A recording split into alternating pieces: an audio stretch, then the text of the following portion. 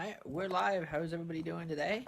And so anyhow, we'll get that all set there for you, and that. And so anyhow, the funny thing is,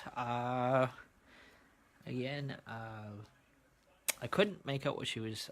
Well, I couldn't understand what she was saying. A lady called here, and she was asking a question. I couldn't understand what the question was that she was asking, and I think she had a German accent. So, and because I don't speak German, I speak English. I had a hard time understanding what she was trying to say, and it sounded like she was asking what time our kitchen closed. We're not a restaurant, um, but and I think that's what she's trying to ask, but I wasn't too sure what she was really trying, what she was actually asking in that. Or maybe she was asking if this was the Timothy Plain show. It is. So I can answer that question. That's what she's whoever you are, or whoever she is, um, and that kind of stuff. So again, like I said, that's so again, I had a hard time trying to understand what she was trying to say because she had a German accent or some type of heavy accent I couldn't understand.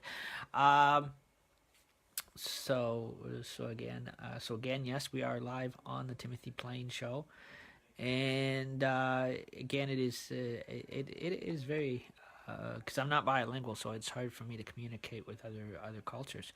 Um, and I don't have, and the other thing is I don't have a translator at this end of the camera to answer the phone lines. Um, so it is hard for me to understand what people are actually are trying to say or ask. Um, but it is Halloween weekend. The end of Halloween weekend. It is beginning of Halloween week, and so anyhow, we're coming up to Halloween. That's so again tomorrow is Devil's Night, guys. By the way, I live in Wyerton, Ontario, Canada, on Lake Huron, Georgian Bay, and South Bruce Peninsula. And so anyhow, I got my costume all ready, hung up for Wednesday morning for work. And so again, so happy Halloween, guys, and that kind of stuff as well. And and that so again, I honestly wished I was bilingual. Now the only person in my family, guys, that is bilingual is my cousin Tony in Montreal, Quebec. He's the only one that can actually retranslate anything from German from Italian to French to Spanish to Chinese, Japanese, Vietnamese, any language that's out there. He's been to college, he's been to university, and that he's English speaking, but also too he's authentically Italian cultured, Spanish cultured. So he is bilingual in every language. His plus his own culture language, Italiano, Italia, Spanish, Greek, uh, German, French, um, Austrian, Transylvanian, Romanian. So the guy is from every country culture out there. The guy is very bilingual in the different languages because of the type of his job field that he's in. Um, so again, sometimes guys they get me mixed up with my cousin Tony Revoy in Montreal, Quebec, and that kind of thing. They get us mixed up. I only know again. I'm not bilingual. Again, growing up when we were kids, just because of his father and that kind of thing, I've learned a little bit of tiny little bitty witty bitty of Spanish. Not too much of it, not that well speaking of it, but I understand. I can understand like hi and goodbye or something like that, or little kind of little words there. Um, I might have picked up down the road. No, because his father, biological father, used to speak Spanish all the time, Italian. So is authentically Greek, Italian, Spanish, Italia. So that's so again, like I said, so again, my band bilingual guys is very very bad. I speak again. again, when my mom was alive, she never ever spoke French that much in the house when I was growing up as a kid. Just a little bit here and there, but she was originally born and raised in Mount Royal, Quebec, and that so and that.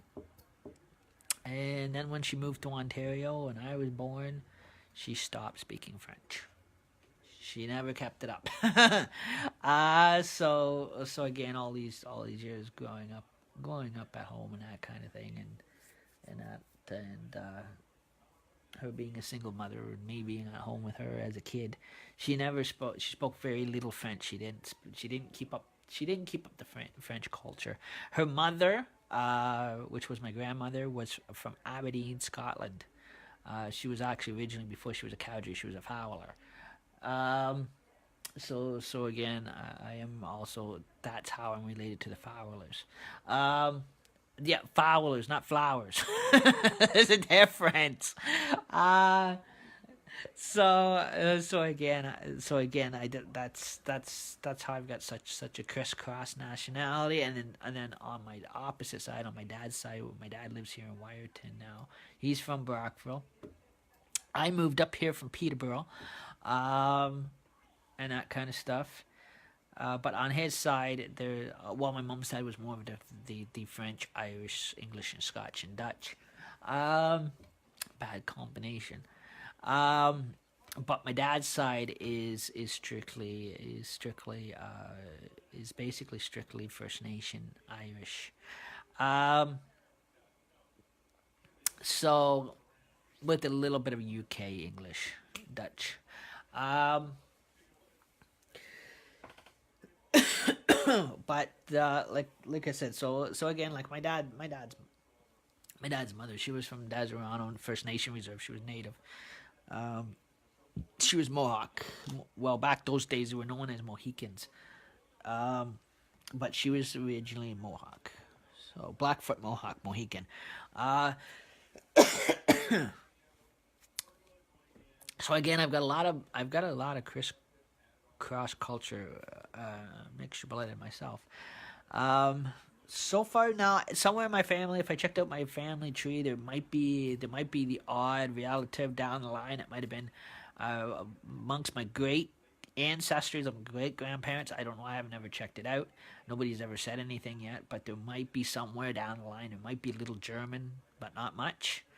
But like I said, but technically that goes further back, almost before the time of Christ, when Christ became a cowboy. Tried to, anyways. But that was a joke, by the way. And so again, that was years back. Going back to histories and that kind of stuff. And maybe before I met my wife, I was 5 years as a Legion member in Peterborough, Ontario, Canada. I was associate member.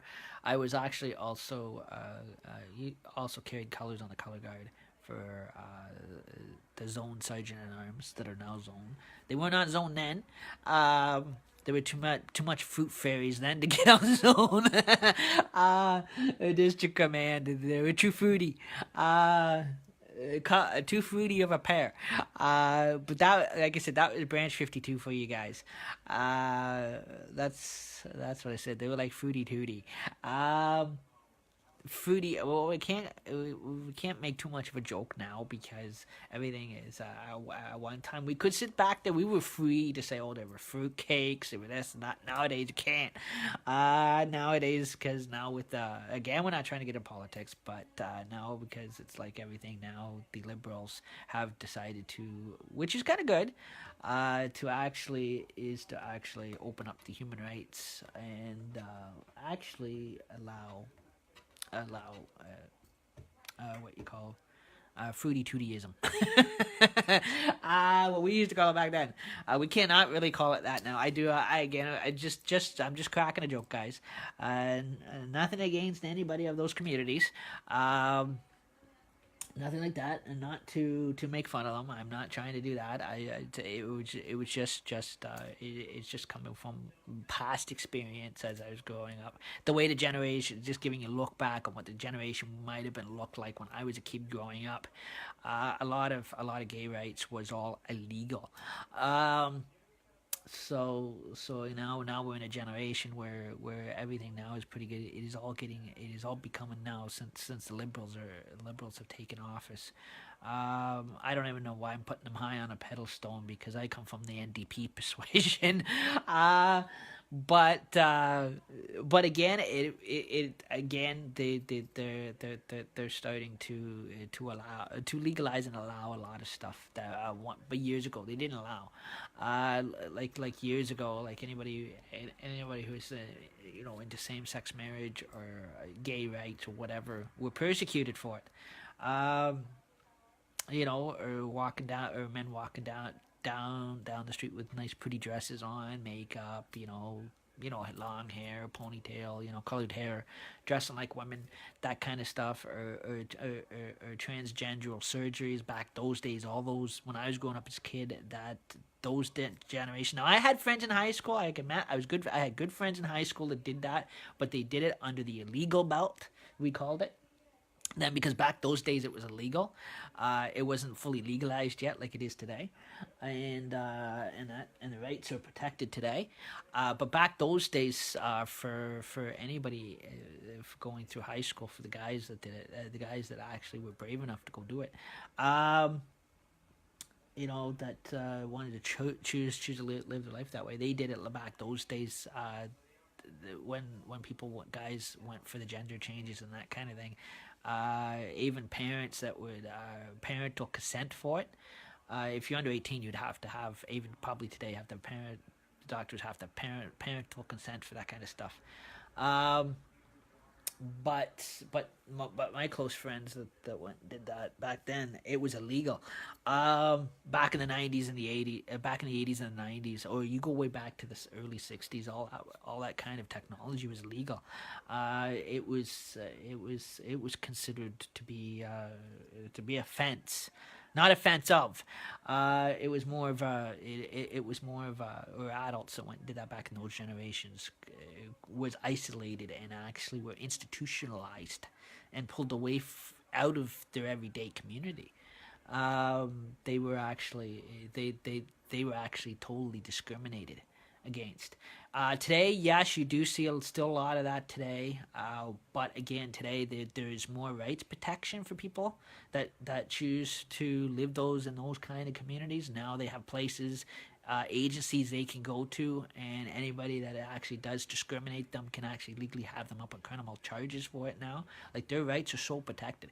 Like, if somebody that was, for an example, that was, that was the same sex, married, or went through one of those what you call medical gender changes, and they wanted to go to church, and they walked into a church, and the church decides they're going to discriminate against them, they can actually have legally they have the legal right to go to a human rights gay right lawyer, and they can actually have that minister or that church congregation totally shut down, and they can actually have criminal charges pressed against the actual church, and they can sue for discrimination, or they can actually legally have that minister legally arrested, because that's what the law says today. They can have as much as high religious standards as they want, but they cannot deny somebody that is choose to live the life of transgender. But if they come from, or before they did that, if they come from a Christian upbringing, and they want to try to go back to church, they go to sit in church and they're discriminated from being in church. The church itself can be up on charges. The church itself can actually now get arrested. There is no. They are treated all equally to everybody else that discriminates. So a lot of them just choose not to get involved in the religion end of it, but again, which is good. But again, if some did choose to go there, or if they walk into a bar or they're discriminated in that bar, uh, and that kind of thing, they could actually have the bar management up on charges and arrested. Like I said, that is the way the new law system is with their community. So they can go anywhere they like, more or less. They have the right to go anywhere they like we do. They technically they're no different than we are. And that kind of thing. It should not be treated any different because they've changed a few things about themselves. That's all I'm allowed to put. But again, like I said, I'm not making fun of them. Like I said, I had friends growing up as a kid, and that kind of thing. I had two good friends that I grew up with and went to the same church I went to. And it was a Pentecostal church. They were nice guys, but again, they were a couple, and because they were a couple, they were discriminated from the church. They were outcasted from the church. The church kicked them out of the church because they were gay.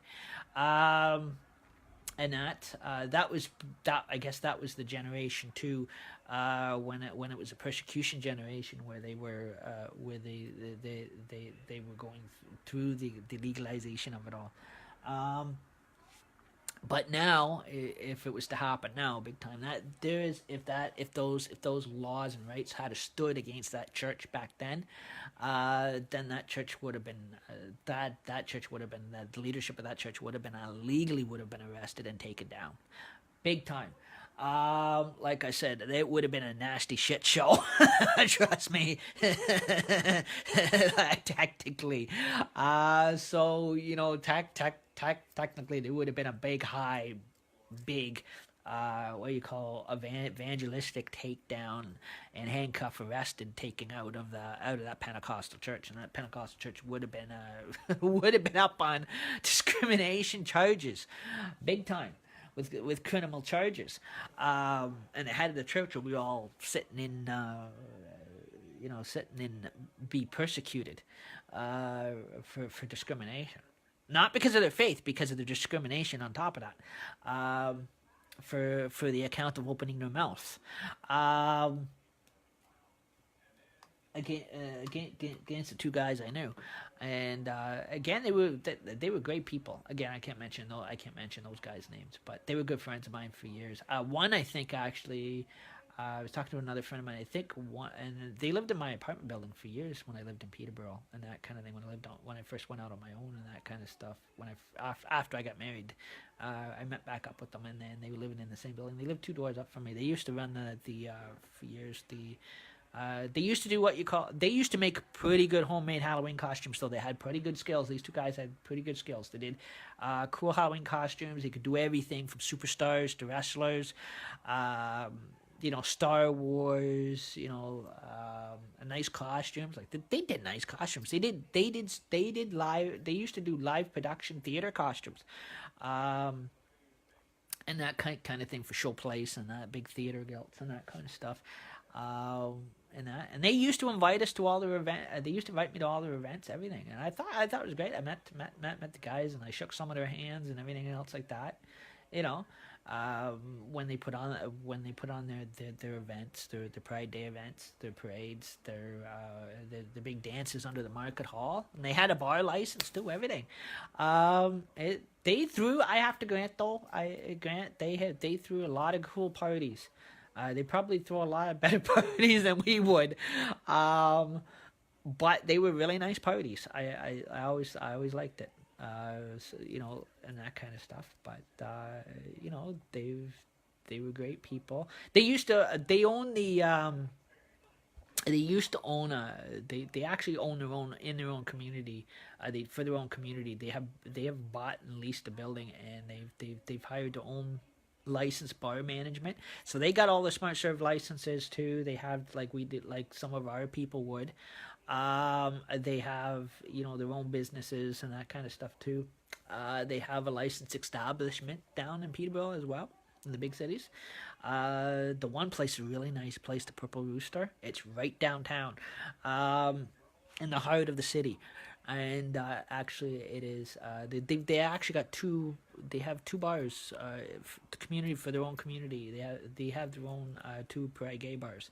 One is next to which is a downtown bus terminal, city bus terminal. A really nice place in there, guys. Really looks ugly on the outside, but guys, when you go inside, it looks nice. They got it very nice looking. Um, they do a wonderful job on the inside, the decoration of the outside. The outside looks kind of shitty, but it's an old building that they leased. But the inside they got really nice looking in both places. And then there's the Purple Rooster, and then there's the Gargoyle. The Gargoyle is their full bar and hotel. And so again, that again, they're not a rough. Again, I have to grant for their community, it is not a rough bar. It is really it is a good bar. They're both good bars and hotels. They're a little bit like the Legion. They have their very strict regulations and rules when you go in, and that kind of thing. So they've got it well secured. And that kind of thing. So they have very respectful staff within their own community and that kind of stuff too. That runs both bars. So I said that's when I became of age though. I was 19 when I went in there. So I know the two guys used to invite me in there. We used to sit in there, have a few drinks with them and that kind of thing. They were really cool guys. But yeah, so again, like I said, they're no different than we are. They have businesses like we do. But those, if you look at today's society and the way the future is becoming, there's been a lot of changes in society, big time. That a lot of people like that we cannot. A lot of people like that. It is illegal now to. A lot churches are still sitting behind time because the head ministries of the churches are getting so bad. No matter what denomination they're getting so bad to the point they're getting so racist. They're still staying 50 years behind time where they want to still sit in racist behavior. I personally, this is why I stopped going to church, is because of the racism against people that may look different or may be different or maybe skin color might be different. There is still a racist attitude there in the churches. A lot of people don't see it. It is a big put off. It is a big problem.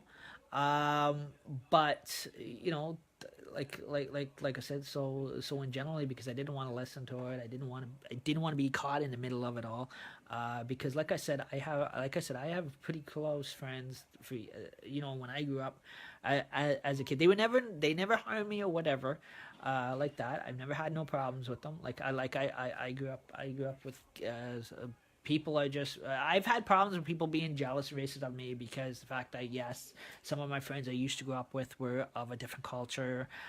Some of them were of the Jamaican or the South African culture, because there's too much white pride, racist bullshit, still trying to come back in.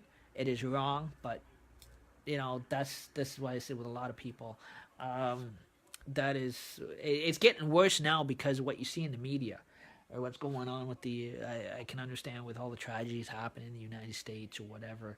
It is getting into a very bad level. So that's why I said a lot of that stuff I try to stay away from as much as possible. But it's a society we live around. And again, and like I said, I had friends that were, that were of the, they were good friends to me too. They never harmed me at all, and that were of the gay and the community and that kind of stuff. And they were always great people. I always loved them. They were always good friends of mine. But the one guy, I was kind of shocked because I heard one lad had died.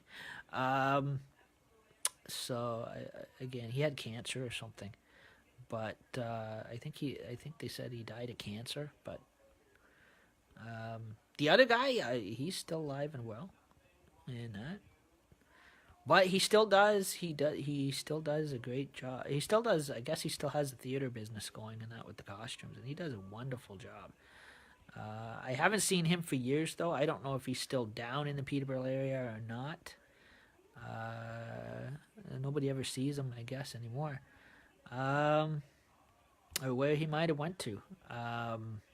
But again, like I said, he was a quite cool guy. Um, that's what I said. They started out at kind of going to the same Pentecostal church I went to and that kind of thing.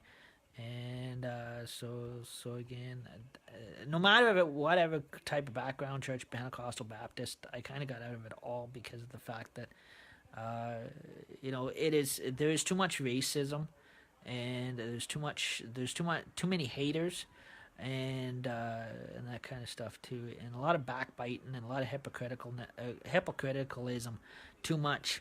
Um, it is enough to drive you right out the door. Um, and it, like I said, it's so bad to the point it is.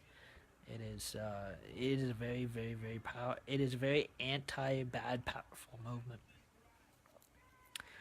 But but yeah. So again, like I said, my shows are not going to get into again because my shows are called the Timothy Plain shows. We're not going to get in again. We won't get into any heavy politics in that department because I do understand people do have their different views and that kind of stuff. Again, opinions, and that kind of stuff. Um, but there is there is a lot of with theologians. There is even if the theologians look back in history, they've even found that even Christ himself had skeletons in his closet. Um, that he wasn't as big and perfect and almighty as technically a lot of the churches make you think he probably was. Um, when he was in his time or decade. Because like I said, the churches only go by with what they think that might have happened. They don't. They don't really know the real truth. Like it could have happened differently back those days, but again, they're just thinking back, and all they're doing is they're trying to dictate something that they got no evidence on, and that kind of thing, or have any evidence to prove that it even happened, because it may not have happened the way they're saying it happened. It could have happened totally different, and for different type of reasons. Uh, you know,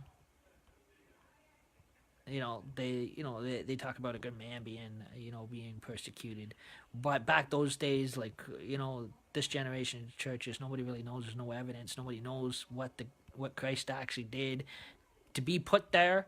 He could have actually, back those days, he could have did something illegal against their law, his country laws or whatever, and he could have been punished like a regular human being. Um, Again, those persecution laws, they're not like that today, but they were back 100 years ago, back those times. But you don't know. He could have actually, he could have been actually, you know, could have been punished for. Probably wasn't so innocent back those days. So that's why I said it could have happened back those days. Nobody knows what really happened. He could have he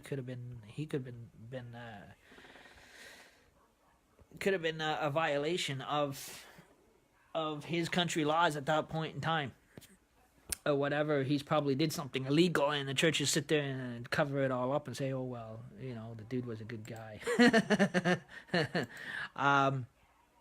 But to make us think that that's what type of guy he was. But that's why I said nobody really knows, really for sure, what the man himself was really like. Because none of us was around those times. They're just going by basically they're going by history of false evidence probably that they can't even find. That doesn't even exist today. um, so again, that's why I said again, it is another touchy topic.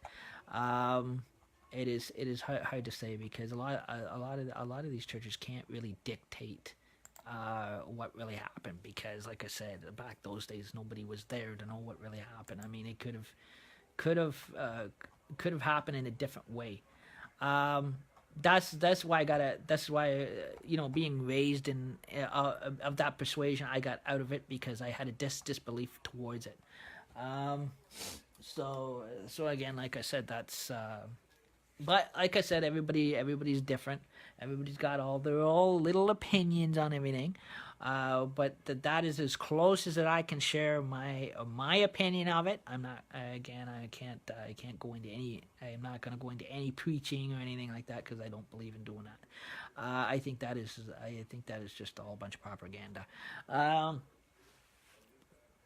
But so hi Josh, how you doing?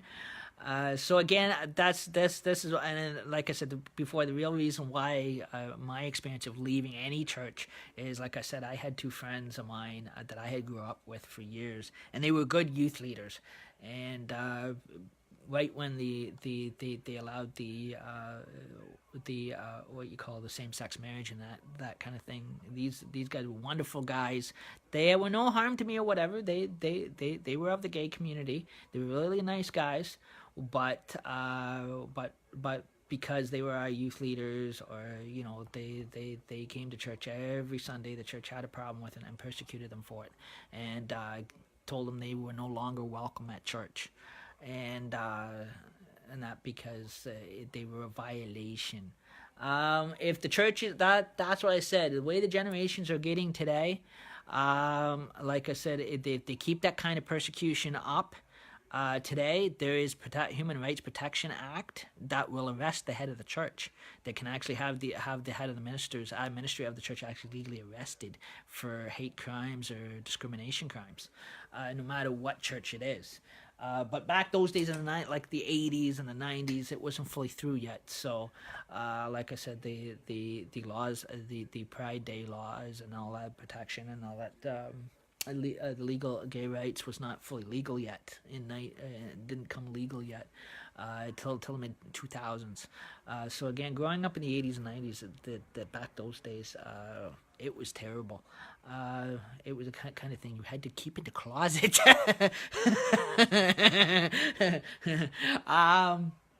Because again, it was really, really, really bad. But today, nobody can actually persecute it. No agency, no church can actually turn around, or no Christian person can turn around and discriminate them kind of people, because it is illegal now, because there is a Human Rights Act that will protect them. There is Human Rights Act lawyers that will actually handcuff the head of the agency or the head of the church, and actually can legally have them hauled off. For what they call gay bashing and discrimination.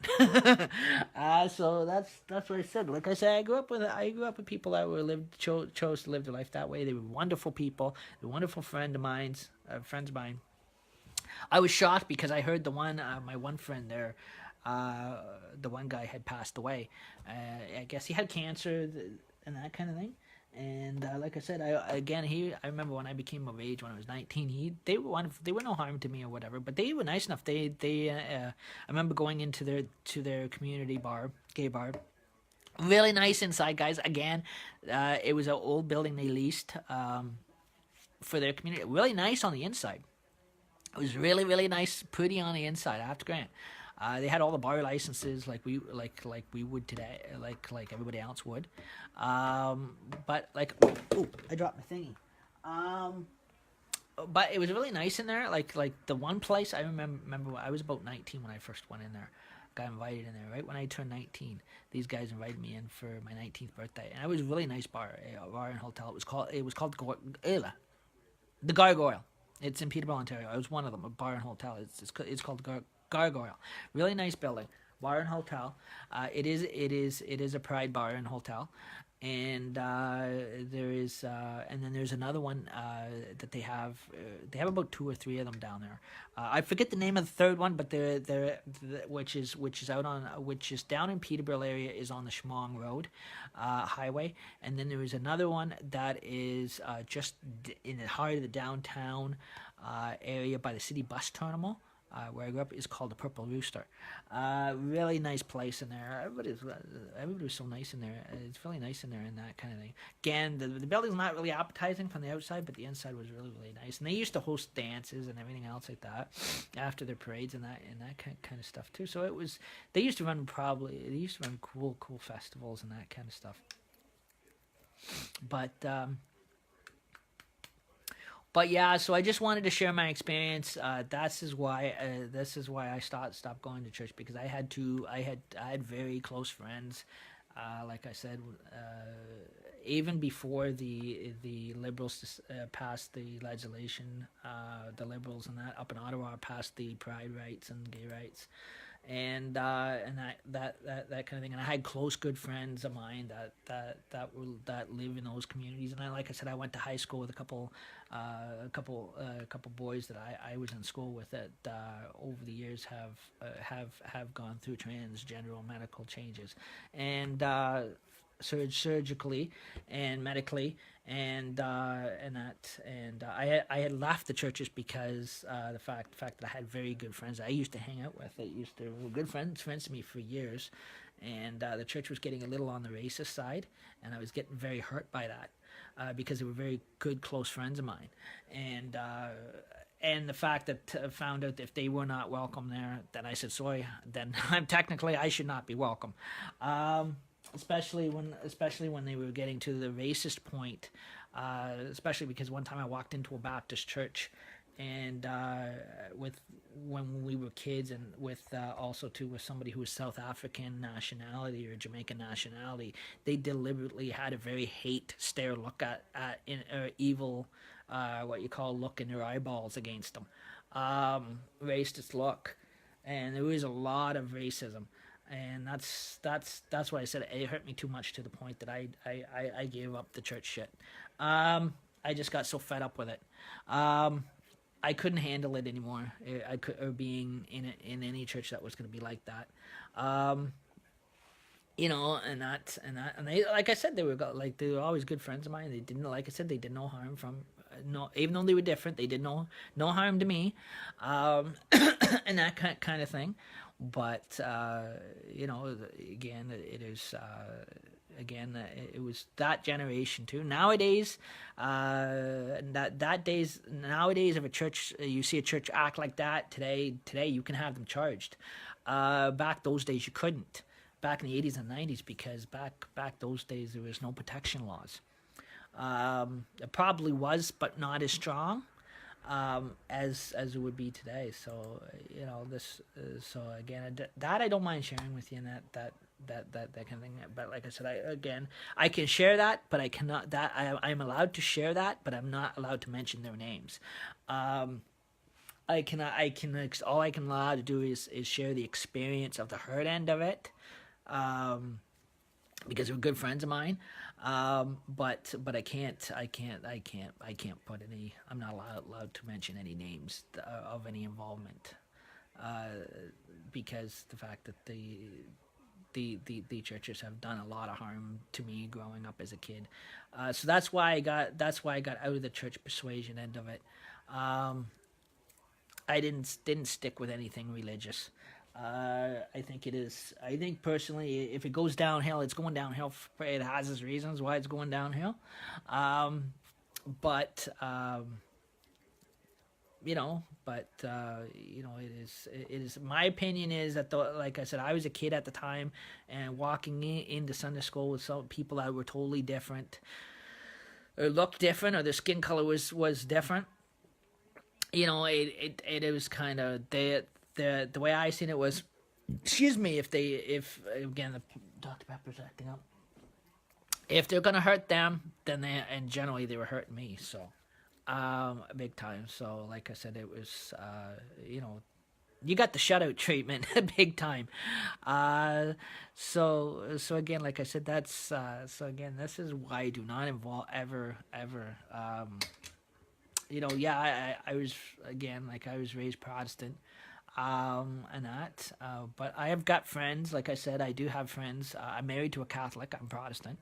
There is, when I first got married, for me being a Protestant, yes, the Catholic Church tried stopping the marriage, but they were told by city officials they couldn't, because nowadays it is all legal, that it doesn't matter which background you're raised or whatever, they cannot discriminate, and that's in any which way or form. they had to, so again, like I said, so we went to, what was it? We went to a minister I knew that was a Protestant minister that actually married us. And he was actually he was actually, at the time, he was a I was about 26, and I knew him from when I was a member of the Peterborough Branch 52 Legion, and he was a really nice guy, minister, and he was also the padre. So again, like I said, he married us in our apartment and that kind of thing, because we didn't have enough to fill a guest list to have a reception or to get the hall. Funny thing is, I offered him money for pay his services to marry us. He wouldn't take it. Again, but so again, I gave him a $200 donation to his church, and that's all I did. He said that was more appreciated than anything. He was not going to put no service charge on his services, like most ministers legally can, actually can. So again, I was about 26 at the time, and we got married in our own home. This was when my mom was still alive before she passed on. But again, she went 2017. But this way back in 2006, I was about 26. So yeah, I'd say about. So we've made 12 years so far, my wife and I, and we're almost 13 years coming up this April. So 13 years, guys, that is a long, lucky number. 13 years. 13 is a very unlucky number. So again, like that's so again, we're almost made kind of 13. So again, like I said, once. I made arrangements. Like I said, I made some arrangements to have my files actually sent up here to Wiarton from Peterborough, from the Legion down Branch 52, and with the president here of the Legion. And once they come up, I'm going to go in and renew my membership. Definitely, I'm gonna. The reason why he's going to get them, normally I have to go get them, but the reason why he said he's going to go down and get them is because down there they want to charge me $250 or $250 to transfer my files up. But because I was a member before, even he said they're stoofing you, because again, they can't charge you money to transfer your files. They have to transfer them for free. Like if I was to call down there, first thing they're gonna say in the office down there, they're gonna ask me for $200 in a check form down there just to send my files up. So he said, he was a great guy. He says, no, don't worry. He said, I'll go get them. That he said, that's not an issue. I'll go get them. I'll have them brought up for you. I'll write and fax down and get them faxed up, or I'll go down and pick them up myself if I have to. That's what he told me. So again, he said he'll call. Again, he told me he's gonna call me when he gets them, and then then I just have to go in, fill out some transfer forms. Just I guess it is. He said something about the all the transfer forms is to confirm that he got the transfer. That has come in, and that kind of stuff, and do some that kind of little paperwork or whatever, and then I just have to pay my membership up. He said he's not sure yet if there might be another re-enrollment. He's not sure. He's gonna check, but usually if because of the fact that I was already enrolled into a Legent, he said I may not have to go through that, but he's gonna check anyways to see if. He said even if I do that, he said it might be just kind of a quick thing, that kind of thing. So that way it's getting those paperwork up here, and so he's gonna deal with Denise down in Peterborough, because she wanted the office manager of the Peterborough branch. Because she's always a nice lady, but she was the one that wanted. Like I said, it's Branch 52 in Peterborough. They're crazy. she was the one that asked me before I moved out here. I was gonna have them transferred before I moved out, pay up my membership and have everything transferred out before I moved out here. She said, "Oh no, I'd had to pay $250 on top of my membership." So I said, "Well, I'm moving anyway." So I said, "There's no point in me paying my membership because I'm moving, I'm moving up to Wyerton." So again, I said, I'll wait a bit and reconnect with you from the other end. Because again, I would have had to pay $100 or $200 for them to transfer the files up. If I went NAST, so that's why I'm glad here the Legion's going to handle that. They said they'll go get it, so that way, like they told me, like my wife, they told my wife, they said no, he doesn't have to pay for that. They're just trying to get money out of you, extra money out of you. But like I said, that's a bit of sense humor, a bit of comical there. But again, that is, like I said, I can't go into too much detail. But again, like I said, so I once those get up here, then if I hear back from them about that, and or probably wait a couple weeks, or probably a couple weeks or a couple months, it depends on how long it takes them for them to receive it, and then I'm probably gonna probably give the office a call or whatever and see how it, if it's come through yet or not. If it's come through, then there's preparations that I will have to go and do, but that is okay with getting that all restarted up. So. And getting all that renewed, and that as well. So right now it's cool because I'm sitting on kind of one of those limbo. What do you call? One of those sitting in limbo. So again, Wednesday morning. Oh, my hair's sticking up. So again, coming this Wednesday morning, it is Halloween. Like I said, again, we're getting on to a different topic now. It is Halloween, so again, like I said, so Wednesday, because I work 1 day a week at the dentist office, apparently Halloween is falling on my shift, on my 1 day a week job shift, so that is okay. So I guess there's going to be a bit of a a bit of a photo opportunity, because they told us we can dress up for Halloween. We can go to work dressed up for Halloween in that way, and because they want to get a group photo of us, so that'd be kind of cool. So I got my costume all prepared. It is also more than a costume too. It is also a fan club that people do belong to. So again, it is another fan club. So again, like I said, again, there's no chapter team to it here. I don't know. I have not seen any, but I know there is a team. There is a comic book convention team chapter in Owen Sound, Ghostbuster chapter in Owen Sound, and then there is Collingwood, and then there's Toronto, Ontario. There's Kitchener Waterloo district. I guess I'm basically the only fool that's interested.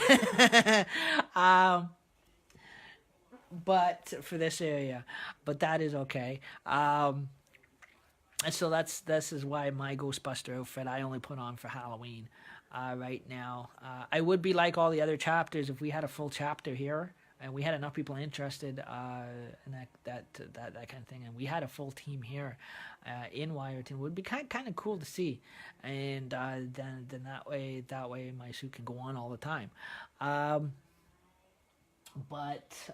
again, it is basically my actual Ghostbuster outfit, a comic book convention outfit, only comes out once a year.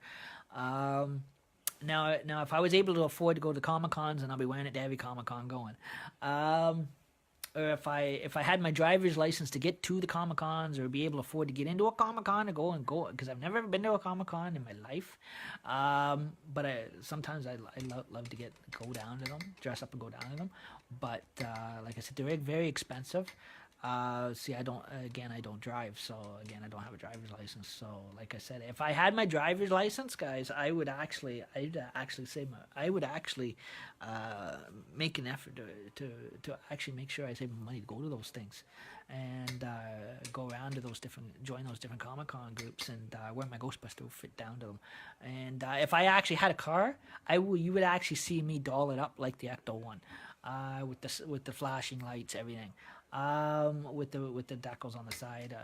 Probably get an Ecto-1 RV, actual RV van, one of those camper trailer vans. I'd probably get the licenses for it, and mechanic up to be the Ecto-1, but in an RV trailer. A lot of the Facebookers, if you look at a lot of the Facebookers on here that are with Keystone Ghostbusters in the States, and the Toronto chapter here in Ontario's out in the Calgary chapter, and they've got all their different vehicles. They've got everything from Ford pickup trucks to airplanes in the air. Again, they got the helicopter thing going. They've bought up old fire trucks from the old fire departments, and they've actually, with the flashers already on it, sirens already in it, they've repaired them. They've bought like the old fire trucks. They painted them up and they put the Ghostbuster decals on them, and they're driving them around their communities and that kind of thing. And they build their own proton packs, everything. Electronically, they put it all together. They program all their own stuff. Really cool. Some of the work that these guys do, how they actually connect it all up, it is really neat to see how they do it. Some of these guys are actually, a lot of these guys is your everyday community people like myself. Some of them are just volunteers, or probably were volunteers with different agencies. How close do you know your Rotarians? Again, that is a joke, by the way. But some of those Rotarians are involved in these Ghostbuster chapters. That they're walking around with Ghostbuster suits on, and the proton packs, and they're driving. Some of them are driving around with pickup trucks that is painted up with the Ecto-1 on them. Again, they bought the old police cars, old police cruisers. They paint them up, install Ghostbuster flashers on them. Everything else, decal them.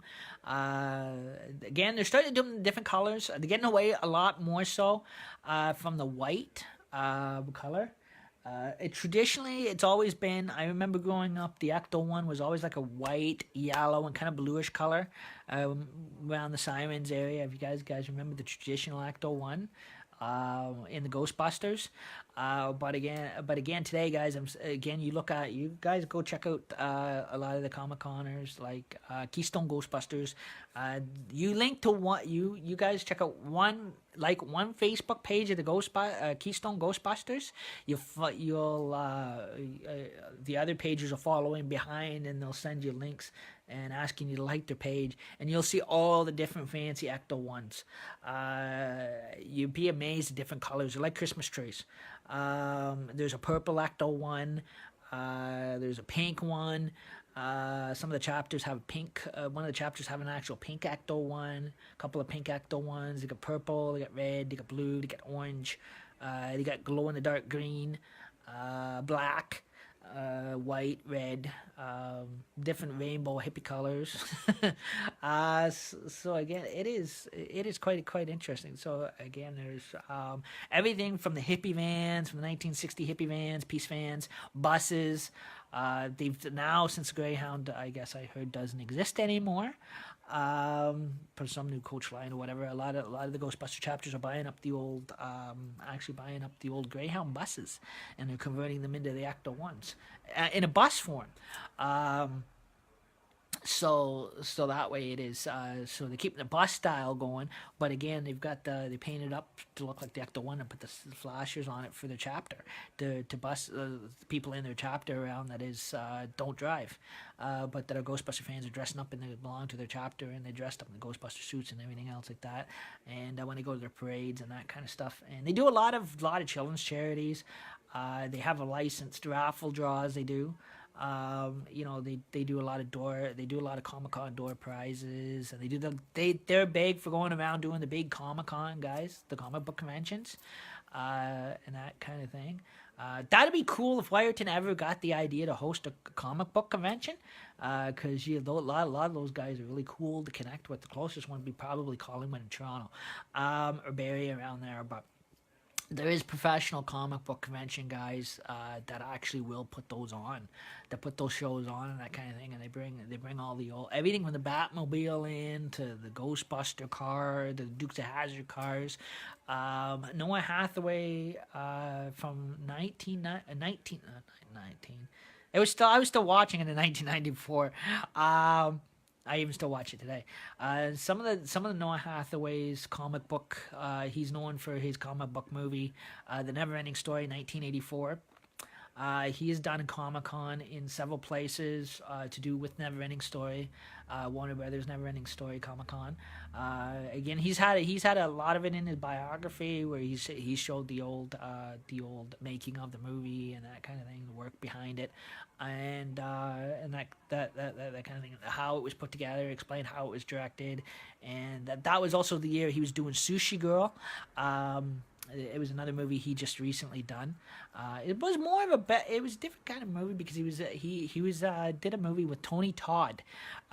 He's really cool actor. If anybody's familiar with Tony Todd, he does anybody ever seen the movie Candyman? He played Candyman. He played in Final. Ooh, I'm spitting on my phone. He played in Final Destination movies. It means he played the Morticianist. The Undertaker. That you would call him the guy that actually does all the events, the funeral home dude, that kind of thing in the movie. The spooky dude with a spooky funeral voice. Tony Todd. He was also, I think he was also one of the actors behind Neverending Story as well. That was at the Empire, what you call it, the Ivory Tower, where the childlike Empress Moonchild was supposedly sick. It was supposed to be ill or sick or lived, according to the story. And that the little lady friend at Atreyu had to go save his little girlfriend. So that he probably had the hots for. I'm not supposed to say that. He may get offended. No, how do I make get offended? She's cute though. I have to grant. What was her name? Played that role. Tammy. I can't remember her last name. She's a really good actress. They were all kids together or whatever. I was only 4 years of age when that movie came out, but I was drawn to that movie too as a kid. I wonder why I was drawn to that movie. There was a lot. It was a good movie. I have to grant that. Even by watching it, I bought a copy from Walmart. I got it on Blu-ray. I grew up with it. I think the Southern Oracle. In my opinion, I love the Southern Oracle. Basically, I honestly, to get us, what shocked me with the Southern Oracle theme was the part where he's going to the Southern Oracle and the little statue eyeballs are supposed to zot electricity through the person and kill them. Kill the knight.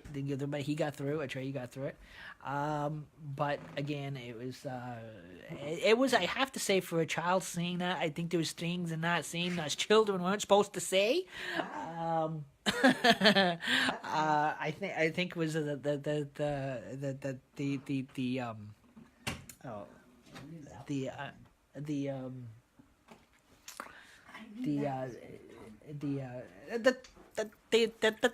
chest part of the statues. If anybody's ever noticed them. On him? No. You don't want them all. Okay, I got them. Well, this is my little Treyu. This wasn't the Treyu I was talking about. I was talking about Mr. Hathaway in one of his movie. It was a cool movie. I back to the chest part of these Nurgle statues that basically got our attention of all us guys. I don't know if anybody's old enough to remember that movie. If you actually really look at the movie, guys, there's hitting objects in that movie. But for a movie, I have to go. It was a good movie. It was combined, I guess, according to the documentary, that was like based on Christianity, the occult, Freemasonism all together, One World New Order. But again, basically with us young kids, there was things in that movie we weren't supposed to. They were shocked themselves. Probably the directors were shocked that I even got in there, in some of the props and how they were built. But especially when the statue's chest started falling apart, you can actually see that. You'd be surprised what a tree would his name when he walked up to Southern Oregon. All he was saying was these wooden what do you call it? I'm not jumbled tits or boobs or whatever in the movie. That's what I said. Those are parts of the movie that kind of got in there. Again, like I said, again, I'm not trying to be by being a sick guy here, but I mean, if you really watch the movie, guys, it was comical. I still laugh at that movie, but I was a little kid when I started watching that movie, and basically a lot of us little kids, there was things in that movie. I guess it was like any other, even though it was being a kids fantasy movie, but again, I guess there's some things that kind of the directors probably when they were filming, there's things that the cameras picked up, and some of the props that basically was inappropriate for the movie or for children to be seeing. As a kid, but I have to grant, I did not say it was a bad movie. I sit back today, I'm older, I can watch the movie, but when I was a little kid, I mean, as my friends were quick enough to notice that. I had a German friend. Oh my lord! Anybody have a Nazi German friend? I tell you, his family came over from Austria, Germany, and we were all kids together growing up, and the family, and I grew up with a kid and him and his sister, and a lot of the things, and then we went to Army Cadets together when we were teenagers, but when we were growing up as kids, we were sitting down watching the movie together, and the first thing he noticed, I was not smart. I didn't care. I was more into the Neverending Story movie because I was like, hey, cool, a Disney movie. We didn't know the actors by name at the time. We weren't really tuned in. We didn't recognize the credits or the actors by name on the credits. Once the credits rolled up, we didn't care about the credits because we couldn't read anyways. To us, we thought Noah Hathaway's real name was Atreyu. That's all we thought because again, like I said, back that generation, we were kids, we were fan of the movies, still a fan of the movies today growing up. But we used to have the big long, back in the 80s, we used to have the big long Atreyu Neverending Story hairdo, long hair like him. Again, we would never ever shave it off because it was an insult because we loved that movie and the actor, and we used to have the long hair as kids growing up in the 80s and the 90s when that first come out. It was a big fad. But like I said, it was a good movie, but there's just, and I can probably see why now they didn't allow a remake. But again, they did a TV series. Did it in a TV series where they did it like kind of differently, so they cut those kind of parts out. But again, if you really look in the movie, guys, you actually see what I'm talking about. It is funny. When we were kids, and I remember. Again, growing up as a kid, my mom used to come in and walk in and watching this movie, and this is a kid's movie, and the first thing she says, "Oh, ain't you kind of young to be watching a porno?" I said, "Oh, I said it's not a porno. I said this is a Disney movie." And she's like, "Bull crap! It's a Disney movie." She says, "Look at those humongous things on the statues." I said, "It's a never-ending story. It's a kid's movie." Like I said, those are the good times I kind of remember about my mom growing up as a kid. Some of the things she and it was and she looked at the cage, she looked at the movie and everything. So she said, well, she looked at she said rated G or whatever. She says never ending story. She said, hey, damn well, she said it is a Warner's Brother Disney movie. Um, but again she had no choice. She let me watch it. She was gonna stop me from watching it. But my German friend now he speaks up and oh man, a mouth on him. You can tell he was 100% a Nazi kid. He had 100 mouth on him. Had a mouth on him. But he said he said you know what he used to tell my mom off all the time. He's like, come on. He said we're watching. We were only kids together. He's like this these are our movies. Go take a hike. He used to call my mom every name in the book. He used to call my mom a bitch. I was like to her face. I mean, but I mean, like we were just little kids though at that time. But yeah, I just noticed like when I was a kid, we weren't noticing that though. I personally was not noticing that when I was a kid of those parts and of that movie. But my German friend kid, oh, he knew right off the bat. He was getting a lot of a kick out of it. Um, but he just smirking, keeping quiet, because we're sitting there growing up. We're watching the Neverending Story. Well, we used to watch it in a sequel, before the '90s, before Part 2 come out and 3. It was just the one, and we had it on VHS, and we didn't have DVD back then or Blu-ray. We just had strictly VCR VHS, and we're sitting there, we're watching it, and he noticed every little. It's funny. He noticed every little image in the movie. Every little image that got into the movie. That was what every character was imaging. I think he had a dirty mind. I thought he just had a dirty mind, but no, he actually knew the actual images, and what he actually knew the actual image of it all. What it was actually imaging from everything from Mola the Ancient One. I mean, he had a total dirty mouth. He sounded you right out. But no, but again, we were kids though. But I didn't notice that. But he was quick to pick up on it. He was my friend there. He was a German friend. He was very, very, very, very, very quick to pick up on that. But he was too busy laughing though. He was getting a kick out of it all. He was sitting back there smirking, laughing, having a heyday. He was blushing, turning red. Um, but it's and then besides him having a big mouth, and at the time my mom had a big mouth. Um, but yeah, so again, those are just again those when I was a kid. Again, that was so comical. But again, it was a good movie though. Like I said, I always didn't care what the little icons or whatever you call the icons or the background props are imaging, what you actually see in there for a kids movie. They shouldn't really got in there. Um, but again, I always thought it was a good movie. But again, it was we got our. The funny thing is, it was, and then I wonder why it is such a addicting movie that people can never get sick of watching it. I even today, I'm an outgrowing adult. I can't even get sick of watching it because most movies, if after a while, watch them so many times, you get so sick of watching it.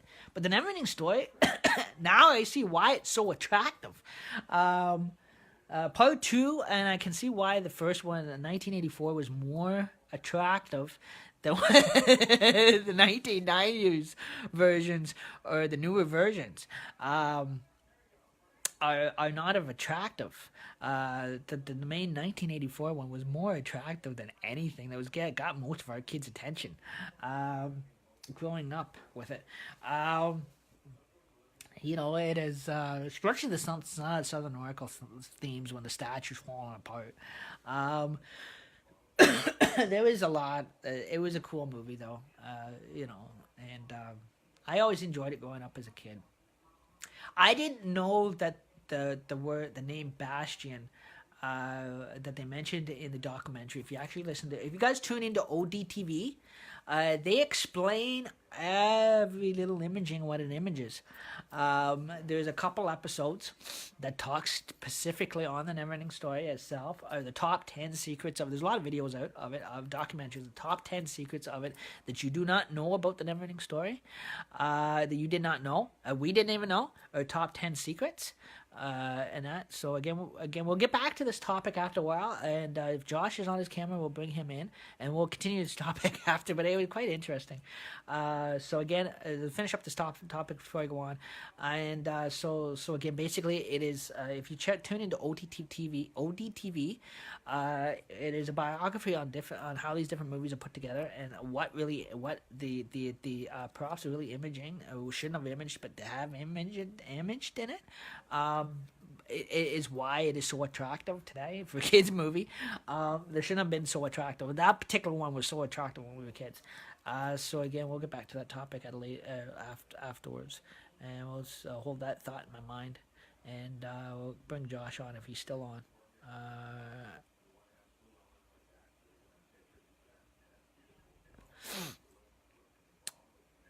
So we're just in the process of connecting. I think I'm connecting.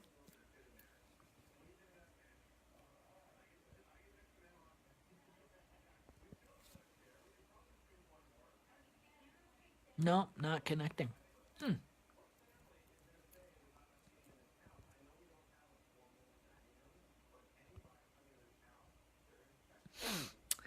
But yeah, so again, I'm gonna go grab a Dr. Pepper. I'll be right back. But yeah, that was so interesting. That's probably why when I was a kid, it always drew my attention. It was a good movie.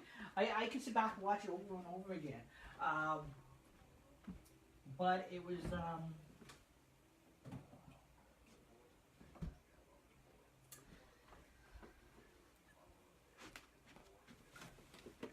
Also, too, another thing that a lot of people do not have never for the directing end of it, the directors, Wolfgang and them were all the reason how the and now my grandfather explained this to me when I was a little kid, and I never understood it. My grandfather, when he was a World War II veteran, and he was also World War One, survived World War One, World War Two. Lucky bastard. But he leastly, when I was 10, he died of a heart attack in his own comfortable of his own bed. But when he was alive, back those years when 1984 film was actually released. Now, he shared a little bit of experience behind set on that one, because he was Mr. Money Pants in the family back then.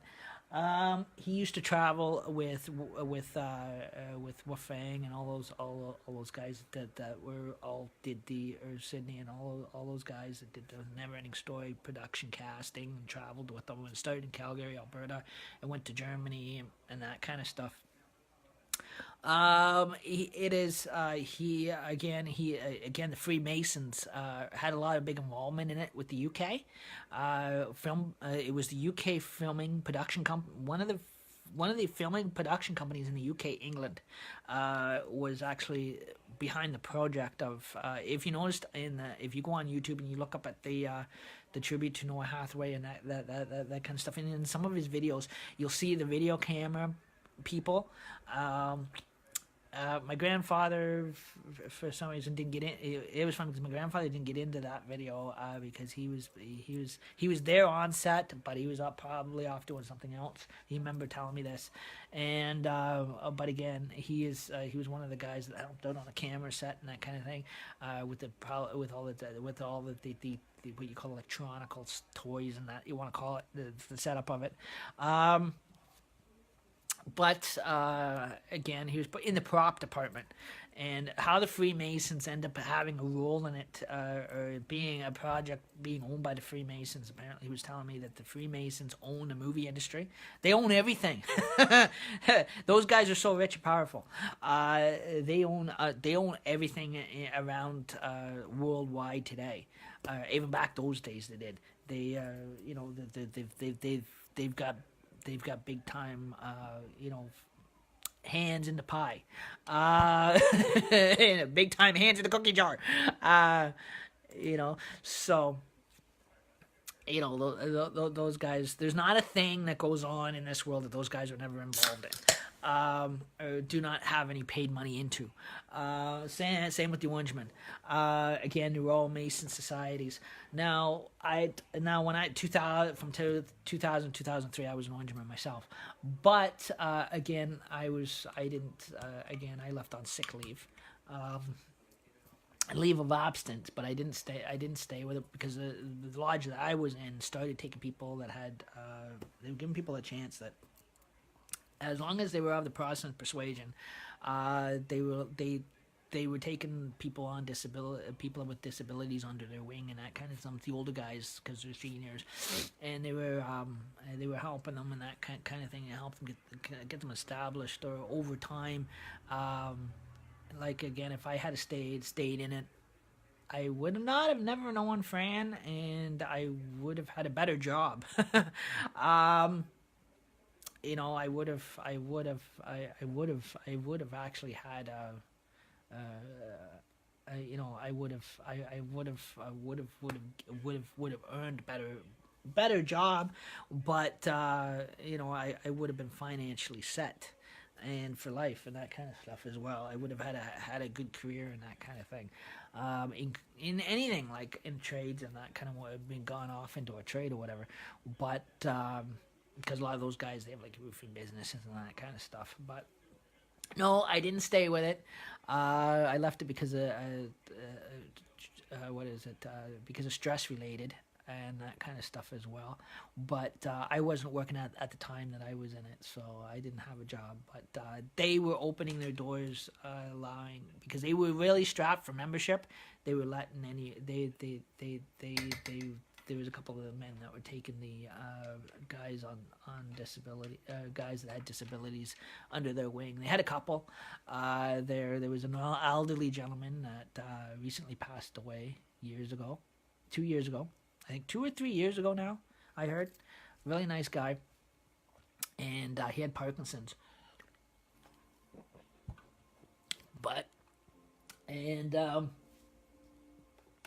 So they were slowly integrating them into the Freemason community, trying to better everybody. But yeah, so that's what I said. No, I didn't stay with it. Again, that was all bad timing too, because that was about 2003 when I first went out on my own. I was 23. I left home and that kind of stuff as well. Screwed up opportunities after opportunities that I could have had, and that kind of stuff. And I kind of regret that, but you know. But again, like I said, some doors close, other doors are open. Again, I ended up going further downhill and uphill. Technically, I fell off the ladder, but yeah. So again, say that's what I said. So that was quite interesting. A bit of a history, even about my grandfather and some of the stuff he was used to, projects he used to do. Plus, he also was on top of that. He was a Shiner, and he used to work the Shiner Circus as well. There's another secret society, guys, I will not talk about, that he was involved in. That he used to sneak on down through the states into Tennessee. We will not talk about those. We're not going to talk about that secret society, because you all know what I'm talking about with that secret society. And that. So again, like I said, he is that guy. He's been around the world. But like I said, there is that's what kind of shocked me though. But I said again, back with the Neverending Story movie. That was a good movie, by the way, guys. No, I didn't care what it imaged. Well, when I was a kid, I did not see that as a kid. I would not never notice that as a kid. Some kids don't pick up on that. When I was a kid, I was too busy watching. I was more into the movie. I think my eyes was more. I'm sorry, my eyes was more glued. Yes, I am. I always liked the guy that Noah Hathaway that played Atreyu, but I think my eyes was more glued to the childlike empress than anything. As a kid, I had my eyes on her big time in that movie. as a kid, we were just kids. Like I said, it was a movie because it explains why I would pop it on all the time, and that kind of thing. But we were kids. It was 1984. I was only 4 years of age. I mean, I was getting a kick out of it, especially with the dragon flying across the screen and that kind of stuff. But it is again today. I sit there. I can sit down and I can watch the movie now, and I have a bigger. It's funny because I can watch the movie now, and I'm starting to see things in the movie that I did not notice when I was a kid. That my friend noticed, and now I'm starting to notice some of the scenes in the movies or some of the props. I'm like watching now. I'm old. I'm like, oh my god! And I said, actually, kids are watching this today. But it is a kids movie. But I mean, it is. And then I see now what my German friend guy was laughing at. Because he was my when we were kids, he clued in big time. That's what I said. But other than that, again, like I said, I said it was a cool movie. But I love the effects of it. And how for a year that didn't have the proper computer technology, and how they were able to do I guess how they actually had to actually make their own special effects. How they kind of all got that kind of together. How they had to do everything by hand. Well, everything nowadays is all digital. Like even if they were today, if they were to go back to redo that, if Noah Hathaway today was going to go back and redo that, have that movie redone again, or authorized to have that movie redone again today, I think the special effects would be different today than it was then. I think that the effects of it all would all be different. It'll all be digital. So to be like the new Pete's Dragon that came out, that technically the actors are acting that the dragon is there, but not really there. That is, it is just a computer graphic software added. So when after the movie's made, then you actually see it come across the movie screen. But when the actors are actually acting it out, or acting the scenes out, that effect is really not there. They're just told to act that it's there, that they see it, but really there's nothing there. But when the movie's actually made and put together, it is surprise, computer graphics. Up pops out of the screen, flying across the screen is your computer image of a dragon, or of a pony, unicorn, whatever. So again, it is technically, yeah, you're on stage, but you're talking to yourself. So you're talking to a computer image that is digitally computer image, or whatever, or to mimic or act a scream, to act that you see a villain there that's really not there to begin with. Then when after the movie's digitally done, it is a screen overwrite, and it is a computer, a data based software that actually adds in the effects later. So as the movie is actually put together and I guess is published, then that character is computerized, and so it looks like the thing is coming after you, when the actors are just acting that it's there, but it's really to begin with there's nothing there. It is all computerized, digitalized by a computer.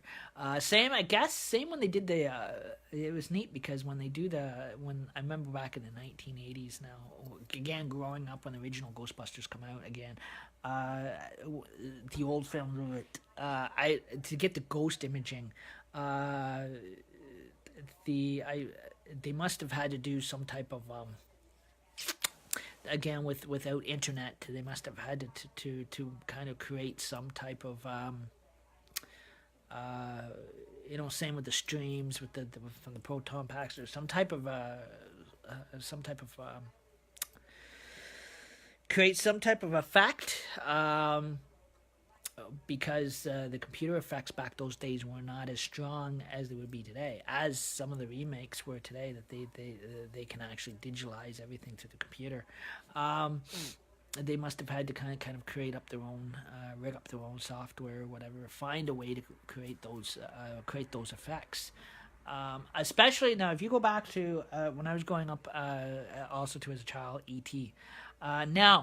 They gave that secret away. I was shocked because we're watching YouTube, and the effect actually, the idea of the bikes flying across the moon, guys, was actually they were saying was an idea that came from China, came from Japan, and it was an actual cable sport. I guess they were saying in the biography the directors made a trip to China, to Japan, and they went and seen this. I guess they came across this bicycle flying sport across cable wires, and where the Chinese and the Japanese had these bikes tied up with cable chains and wires, gliding wires across the wires, that they were actually pedaling them across these wires, so it looked like it was. Gliding across the sunlight in the sky, that kind of thing, and it was in the bicycle sport that goes on in China and Japan, and I guess the directors of ET Steven Spielberg picked it up and got an idea from it, and then went back and rigged up a crane and put up an overhead wires and attached the wires to attached the wiring to the bike, and actually had connected car cables to the bike. Because back those days, they didn't have the internet technology like we have today to digitalize it, because they could have digitalized it. Now, if it was a movie that they were going to redo today, they could actually digitalize it. So again, the bike could be driving across the ground, and to get the lift off the ground, they could actually take a digital webcam and videotape it going across the ground and manipulate that image, and create a background software, moon software, with the digital, so make it looks like the bike is lifting up off the ground, and computerize it all, so that way. That way it looks like it flew up in the sky, but it never left the ground to begin with. Now, back those days, the bikes did. What they did was when they did the outside scenes, and I guess they according to the biography, they actually took the cable wiring, and they put together some type of remote control, a motor that they put underneath the basket under ET, or the rubber ET doll, and that was connected to the cable wires, and so when the crane turned on, and the crane, you didn't see it because they hit it, but they had it connected to the overhanger gliding wires, and they connected it to the wheels, and so when they lifted it up into the sky, so it looks like it's going across the air over the top of the police cars, and then they had what you brought in, one of those, set up one of those night, so it crosses the daylight, and then it goes across another screen. So the other screen, they had according to the biography, they had one of those big projector screens, where they actually created the own effect, where they had it like a VH video of just a clear night sky with stars with the moon, and then the crane was behind that screen, and they would actually fly the bikes right across the night right across the night screen, and so that way it is, so they kind of focused the camera into one area, so to make it look realistic, real, that it was flying, and then it back down on the ground, and where before they landed it on the ground, they disconnected the wires, so that when they safely crane dropped it, at the same time they disconnected the wire. They actually disattached the wires from the other end. So it was kind of interesting. A lot of the biographies I've watched on how they made that, how the behind the scenes, I thought it was kind of neat. Where they got their ideas from, but today, they can get away. They can get around. They can get through the wireless end of it and make it a lot of movies now today, they can make it more look real. So that way they don't have to use the wire, or they don't have to use the wire in big screens anymore. That they can actually just do it all digitally by internet, by different softwares, with actual computer internet related effects. So that was kind of cool, to see how. Now I'm kind of learning how their little magic tricks work, or how they actually manipulate you into thinking it. How they do those little tricks, those little movie scenes. But when we were kids, when I was growing up as a kid, you never knew stuff like that on how they put that kind of stuff together. Or Universal Studios had a way of putting it all together. It was kind of shocking.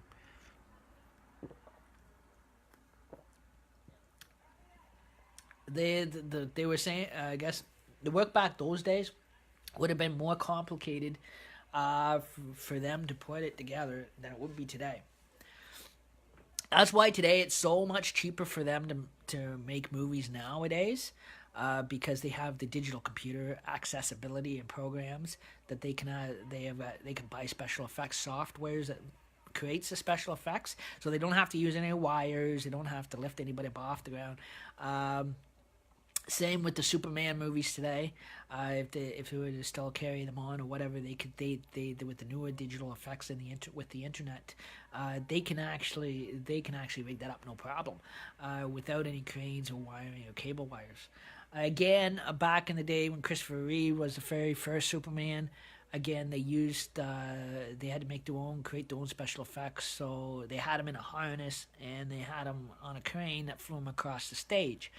And I guess according to history back those days, back in the 90s, at one point in the 90s, he fell off that crane or whatever and he paralyzed himself. Something I heard, anyways, over the years, he lived most of his life in a wheelchair and then he passed on.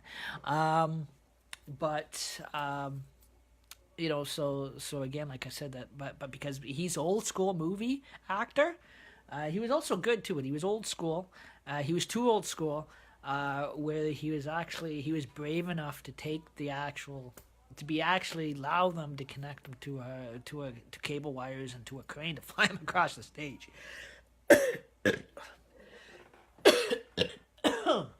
Or technically was willing to, at that time too, to risk his own life and making a movie for his job. But he loved doing it. They were saying in his biographies he's always loved doing that. But again, that's why he earned the title of being on his life of being a stunt actor.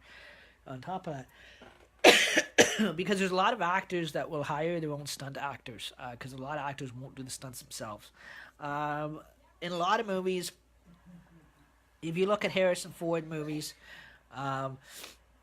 you notice there's a camera switch. Same with Indiana Jones. He actually hired a stunt actor to do his stunts for him. He didn't do the stunts himself. They actually hired a double lookalike for him to do the stunts. Again, they brought in. They dressed another guy up to look like him, another actor, which is an actual stunt actor. Same with the one with Noah Hathaway, the Neverending Story. Even in the biography, there was two boys. Again, the movie was played by two boys. Bastian was actually the third, but for the character of Atreyu, there was actually two boys. There was Noah Hathaway, and there was another. There was we thought it was a boy. This is where they fooled you. We thought it was a boy, because they said it was played by Atreyu was supposed to be originally played by two boys, Oliver Platt. I can't pronounce the last name. Was supposed to be, those two boys were supposed to play Atreyu. They fooled you. They fooled you. The actual stunt actor was Cody Brandon.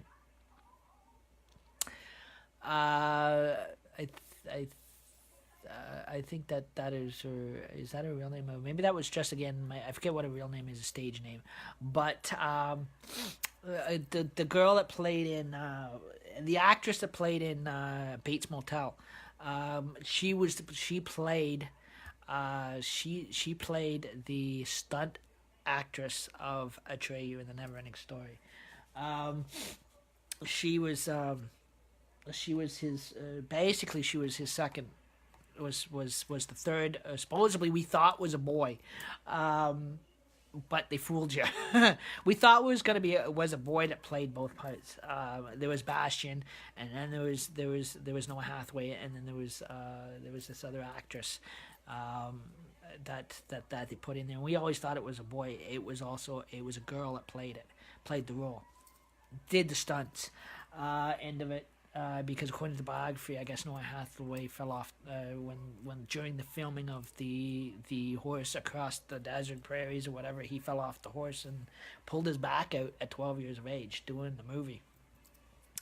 So again, they had to switch the camera and put a fill in and something. Then they put him. I guess she finished it off. But his name stayed on the credits. So again, it was played by two boys and a girl, one girl. So we didn't know that, but we always thought it was a quick illusion. We always thought it was we just thought it was two boys. At first, I always thought it was one boy. Again, because like I said, when I was a kid, I thought Noah Hathaway's real name was Atreyu, but that was just his character. But like it's quite interesting because you watch the biographies, they show you and they tell you a lot. A lot of people don't like. A lot of people are not into the documentaries, but the documentaries, the special features of it all, it explains all the behind the scenes making and all the little tricks they pulled.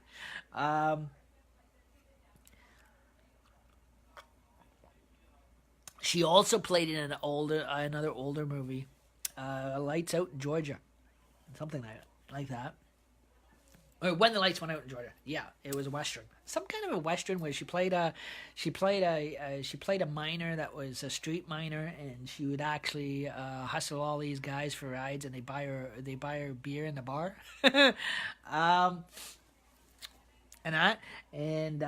She used to, according to the movie or whatever, she was one of those street runaway kids, and she would actually run from town to town or whatever.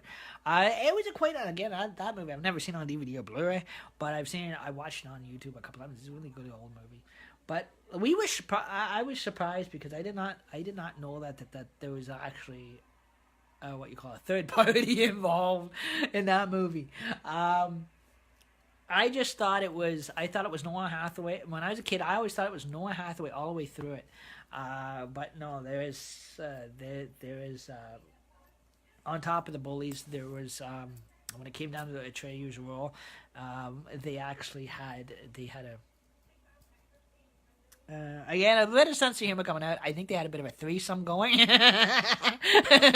something like that with the actor-wise with the movie, because there was the two boys, and then there was all of a sudden there was this girl that we thought was a boy, but that's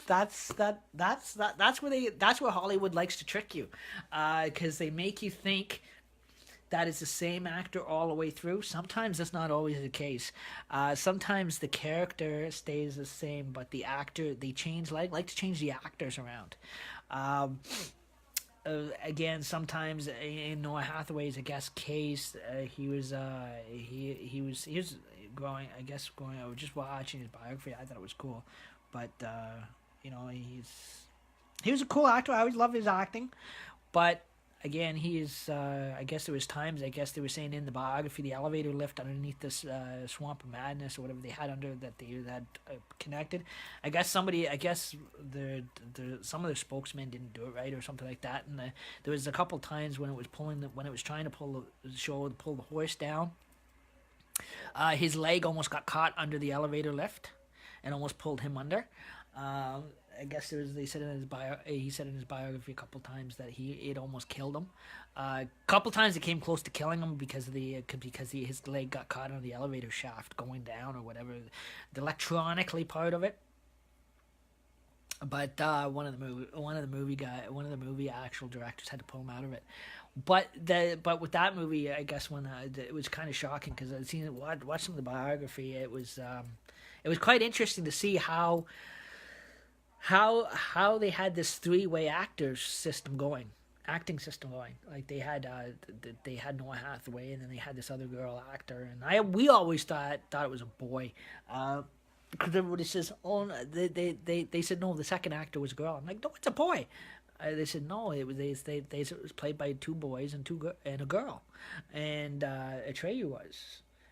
Well, the imaginary part of Bastion, I guess the character they were saying of Bastion was he stayed the same, but Oliver played the role of Bastion where he locked himself in the attic reading the book, and the book comes to life, and everything jumping out of this book. Now, I wish the Holy Bible was like that, but it ain't.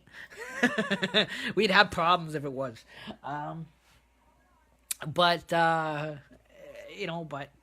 Again, he played the part where a boy he skips school, he takes a book from the bookstore or whatever, and he locks himself in the school attic, and he reads his book and it comes to life or whatever. But those parts, it was the same actor all the way through. But when it came to Atreyu, it was two actors. The other actor, I guess we were shocked. I was a kid, growing up with it. I always liked it. I always thought it was Noah Hathaway all the way through because I could have argued everybody under the rug, and they said nope. They said there was a different actor, and then I was shocked when I seen the biography, and it said that there was this girl actor that played in it, and now she's older, and they did an update on the older actors on how they changed from when they were kids, and they interviewed her, and it was the same one that played at Bates Motel, and that kind of thing in one of the season, in I think first or second season, and she played Cody Brandon, and that kind of thing. But she played Atreyu in 1984, 1984 Neverending Story. She along with Noah Hathaway. So she was a fill-in. So she did the stunts. And I guess because he went under a lot, had a lot of falls and had a lot of injuries making that movie. So I mean, movies look great. I know I love buying them and watching them, but to see the biographies of what these actors actually go through, they imagine that they actually do get hurt in the process. So they even say they can still get injured. These actors do take a lot of injury during the sets, or it depends what scenes to call up for. If it's the stunt scenes and that, and there's just some actors, they actually have hired stunt actors that do the stunts for them. Again, like with Harrison Ford and Indiana Jones, Harrison Ford always, I guess they said, always had a back problem himself and couldn't do the stunts even as a young guy or whatever, so they ended up hiring they dressed a stunt guy up that looked like him and to do his stunts. So they rotate the cameras back and forth.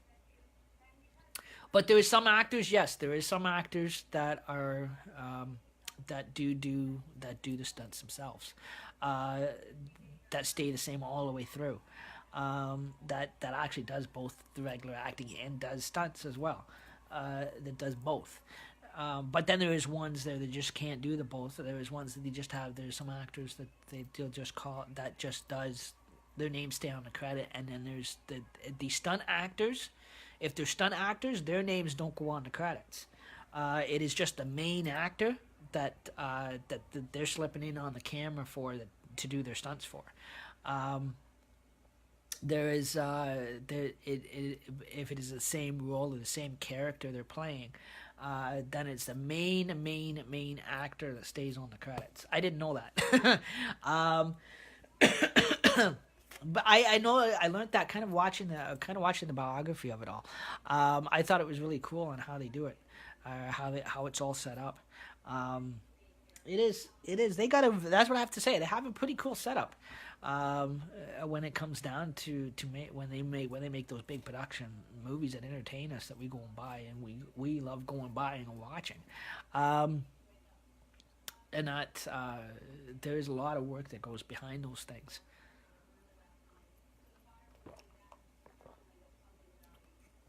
So for every movie that you go to the movie store and you buy, all that money you pay out to buy movies from the movie store goes back into their company, anyways, over time, and get circulated back into their company over time, and that so they can make more movies to publish.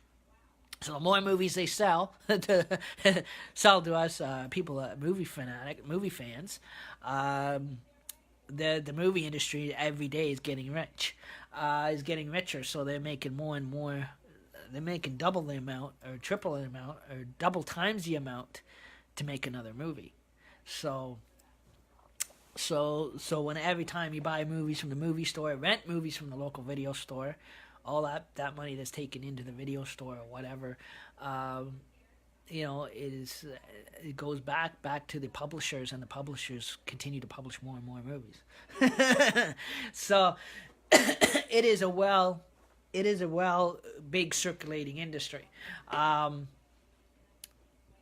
It's been going. That's been strong for media circulation for years, and it's quite interesting, and that kind of stuff, to kind of have that kind of knowledge and understanding. Again, like I said, I just sit back and I like watching. I watch some of the documentaries they have on YouTube because I think they're great. Even also, too, guys, if you guys have Netflix, excuse me, the pop's backing up. If you guys watch YouTube, Netflix, whatever movie sites you guys have that you watch movies on, maybe Movie 25. If you sit down and you watch the documentaries, or tune into the documentaries, you'll see excuse me, excuse me, on how they make everything, and how it's all put together, and they actually interview the actors, and the actors explain their roles of their characters, and how the movie went together, and how it's filmed, how it's directed, and that kind of thing, and where the locations are that they filmed on, and that, and so yeah, so they kind of share a little bit about their history and their experience of it all, and that kind of thing in the public documentaries, and they show you behind the scenes of the making of it all, and the camera gliding across the location, on a camera arm, and with big projector cameras and that. And it's quite interesting in how they do up all the costumes and everything else like that. I have to grant, their movie costumes are way better than our Halloween costumes. Way better. More detail, like probably more expensive. Now, there is stores that do sell the traditional movie costumes that were used in movie sets or made for the movie sets. But again, they're very high expensive market costumes to get for Halloween. They're orderable. Yeah, they are orderable on Amazon, but they're very expensive. I was looking them up too because there was a couple of them that I was interested in buying. I'd seen the prices of them. I'm like, holy crap! I said it's good, but for collectors, it is expensive. And it is the actual traditional costumes that were worn in the movies that the actors actually wore. So that they made them up for. But again, they're at a very high right now. They're at a very high market price, and that's why it's quite interesting because I can't wait till there is the Shining. I guess next year, the Shining sequel. The second, I guess, part 2 to the Stephen King Shining is coming out. Excuse me. The theaters. So again, I'll be looking forward to that when that hits theaters. Watching that. I never go to the theaters. I wait till it comes out on DVD and Blu-ray. But before I ever get around to tuning in to watching it. And I guess right now, I hear it's doing so well. I guess right now, Goosebumps 2 Haunted Halloween is in theaters. It was there since the 12th of October. I don't know if it's come to Canada yet or not. Maybe it is in our theaters yet. I don't know. I know it was in the States not too long ago. And I don't know if it's come across to our box office yet or not. It might be just slowly getting here. Or it might already be here. I don't know yet. It was quite interesting to see that. And so again, there's a lot of cool biographies on how the movies are being made. And also too, just also another biography I was following the also for Netflix, following the Orange is the New Black Facebook page. And oh, that Australian drunk's on again. She's funny. Again, she's live. I got a notification. She just went live. But that is okay. Again, there was again with Netflix. I guess there's going to be a season 7 to Orange Is the New Black, and that's where they're cutting it off. I guess after season 7, they're done making Orange Is the New Black. So again, this will be the final season. So that's going to be airing on Netflix. So after it airs on Netflix, then Netflix is canceling Orange Is the New Black. So it is going to over time. It's going to be probably for a short time. It is going to remain on Netflix, and then because of the cancellation, once they get contracted for new movies to come on Netflix, start taking interest, it's going to slowly kick it. It's slowly going to be replaced with a different movie. There were also to another one that canceled out.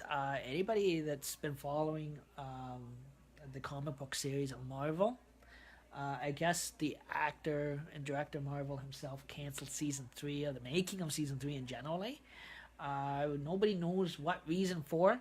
They didn't specifically say, but they just said that on Netflix that he will not be making season 3 because the actor himself canceled out.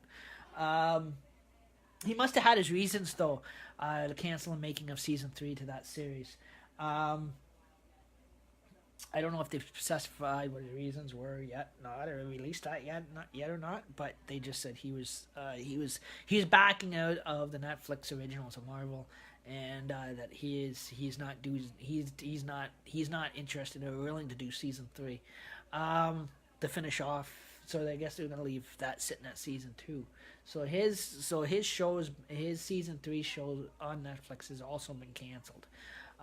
But at least Orange Is the New Black is willing to let their 7 be made, and then after their 7 is made, then they've canceled the project generally.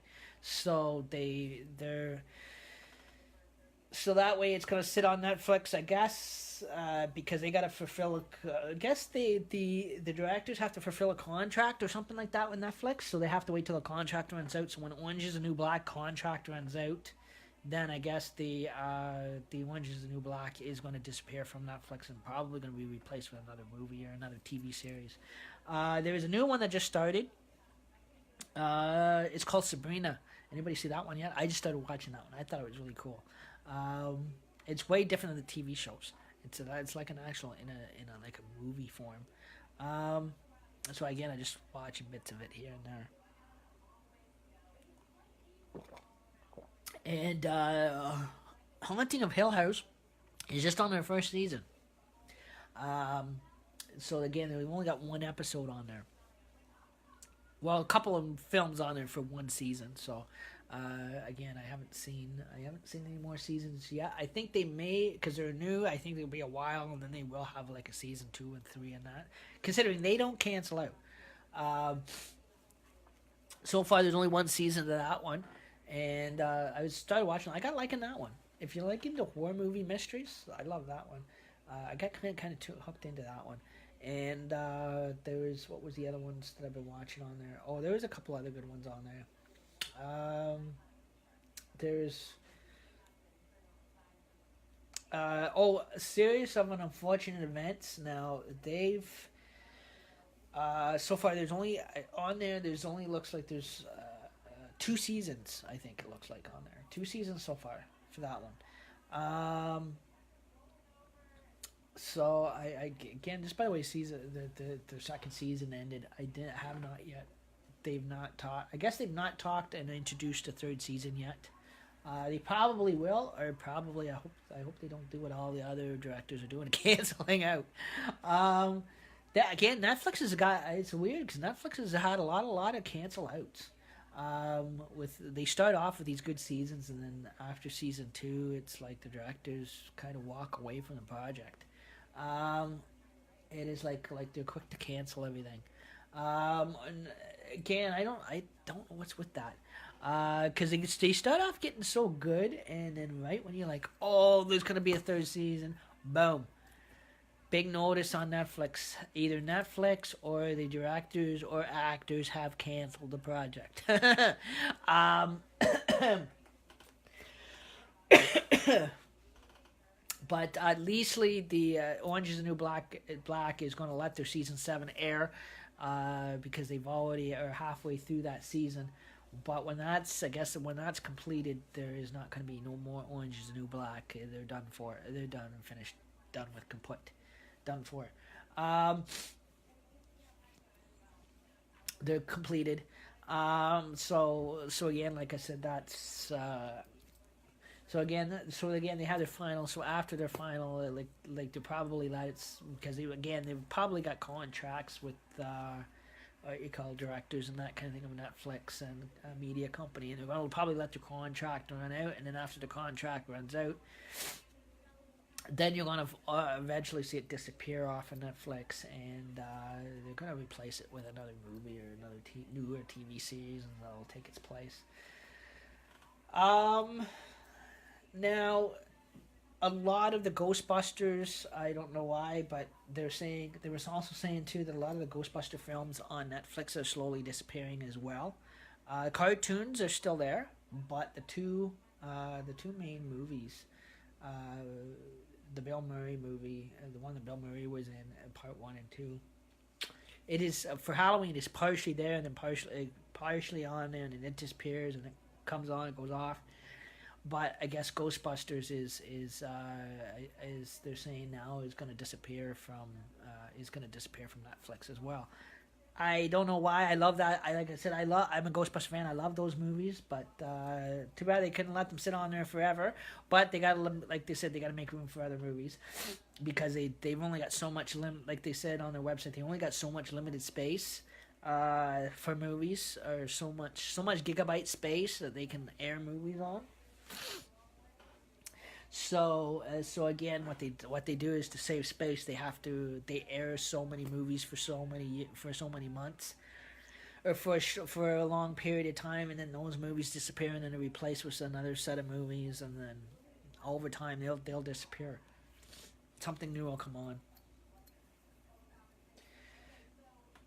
But it is like I said, it's quite interesting. I personally think, as much as I do love documentaries, they've got a whole. What's basically, I think, that's taken up all their space is the documentaries.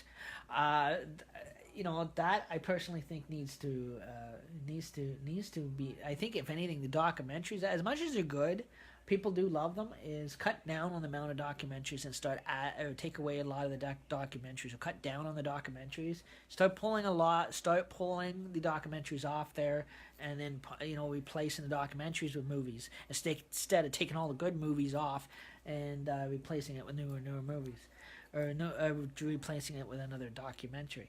I think what they need to do, I think they really need to. The movies are great to save space. If it is a space issue, I think usually the best way to do it is to get rid of the documentaries, and generally try to clean up that list of documentaries there, and start pulling a lot of those. You can delete down. You don't have to get rid of all the documentaries, but start deleting down a lot of the documentaries. Deleting the documentaries so that way they can make space for more and more movies. So that way they've got the room for new movies being contracted on there. So that way it is. So they've got room to add the newer movies in and that kind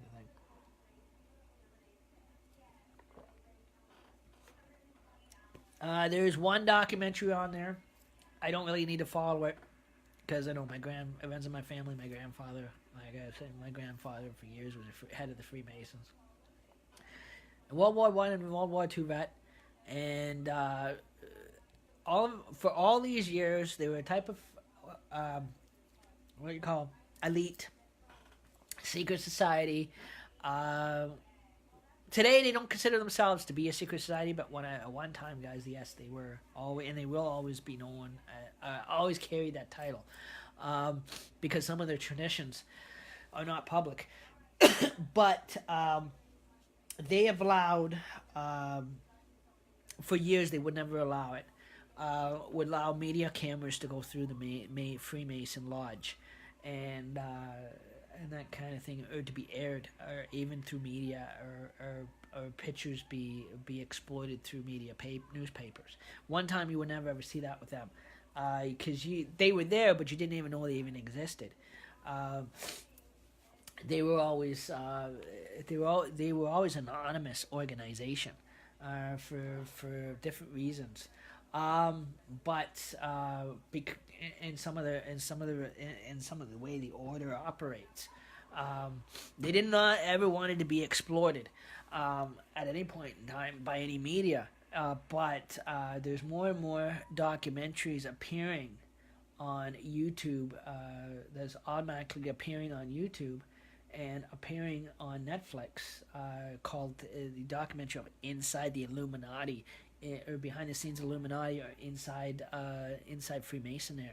Freemasonism, and where they're actually allowing cameras to go through an open lodge meeting, and that kind of thing. That's sworn to a secrecy oath, for historically for years, that the public is not supposed to know about. That is.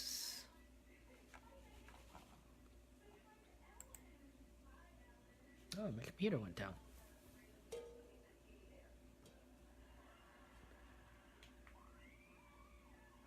And there was things about it that there were certain traditions they keep from the public. That the that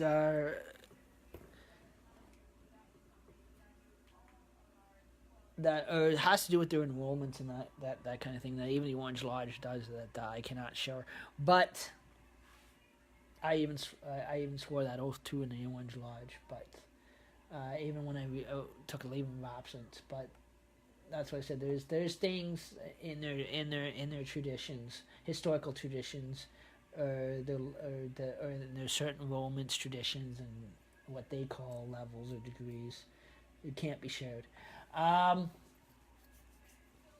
So again, they've always they have that very strong, they've got that very strong, what you call a luministic side of them, if you want to call it a religious luministic side of them, that they're always to be kept anonymous in their meetings, and that kind of stuff. What goes on? It's not like.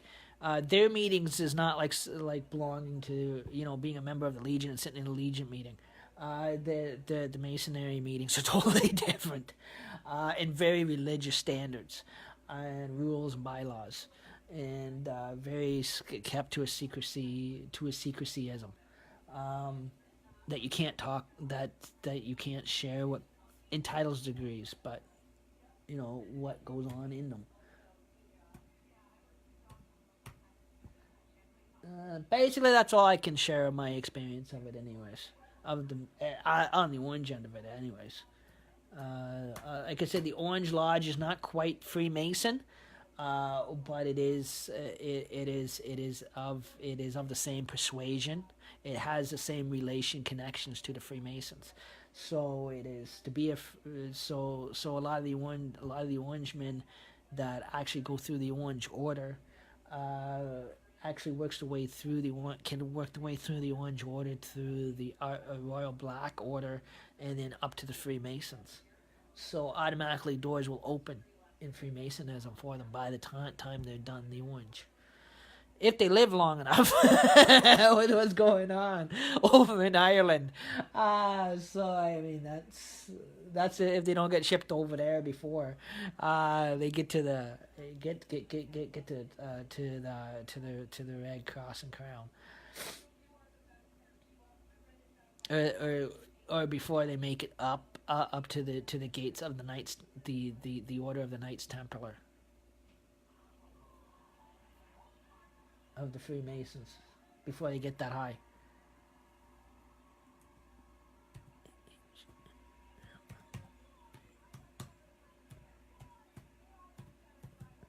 That is just one of those. Those are just one of those cool topics. And that kind of thing. But again, like I can share basically just a kind of an outline of them, but the reason why they're so quiet and anonymous. But I can't actually tell you what goes on in their actual meetings and the actual behind inside their degrees, because they're once it's a closed dungeon door, they call it.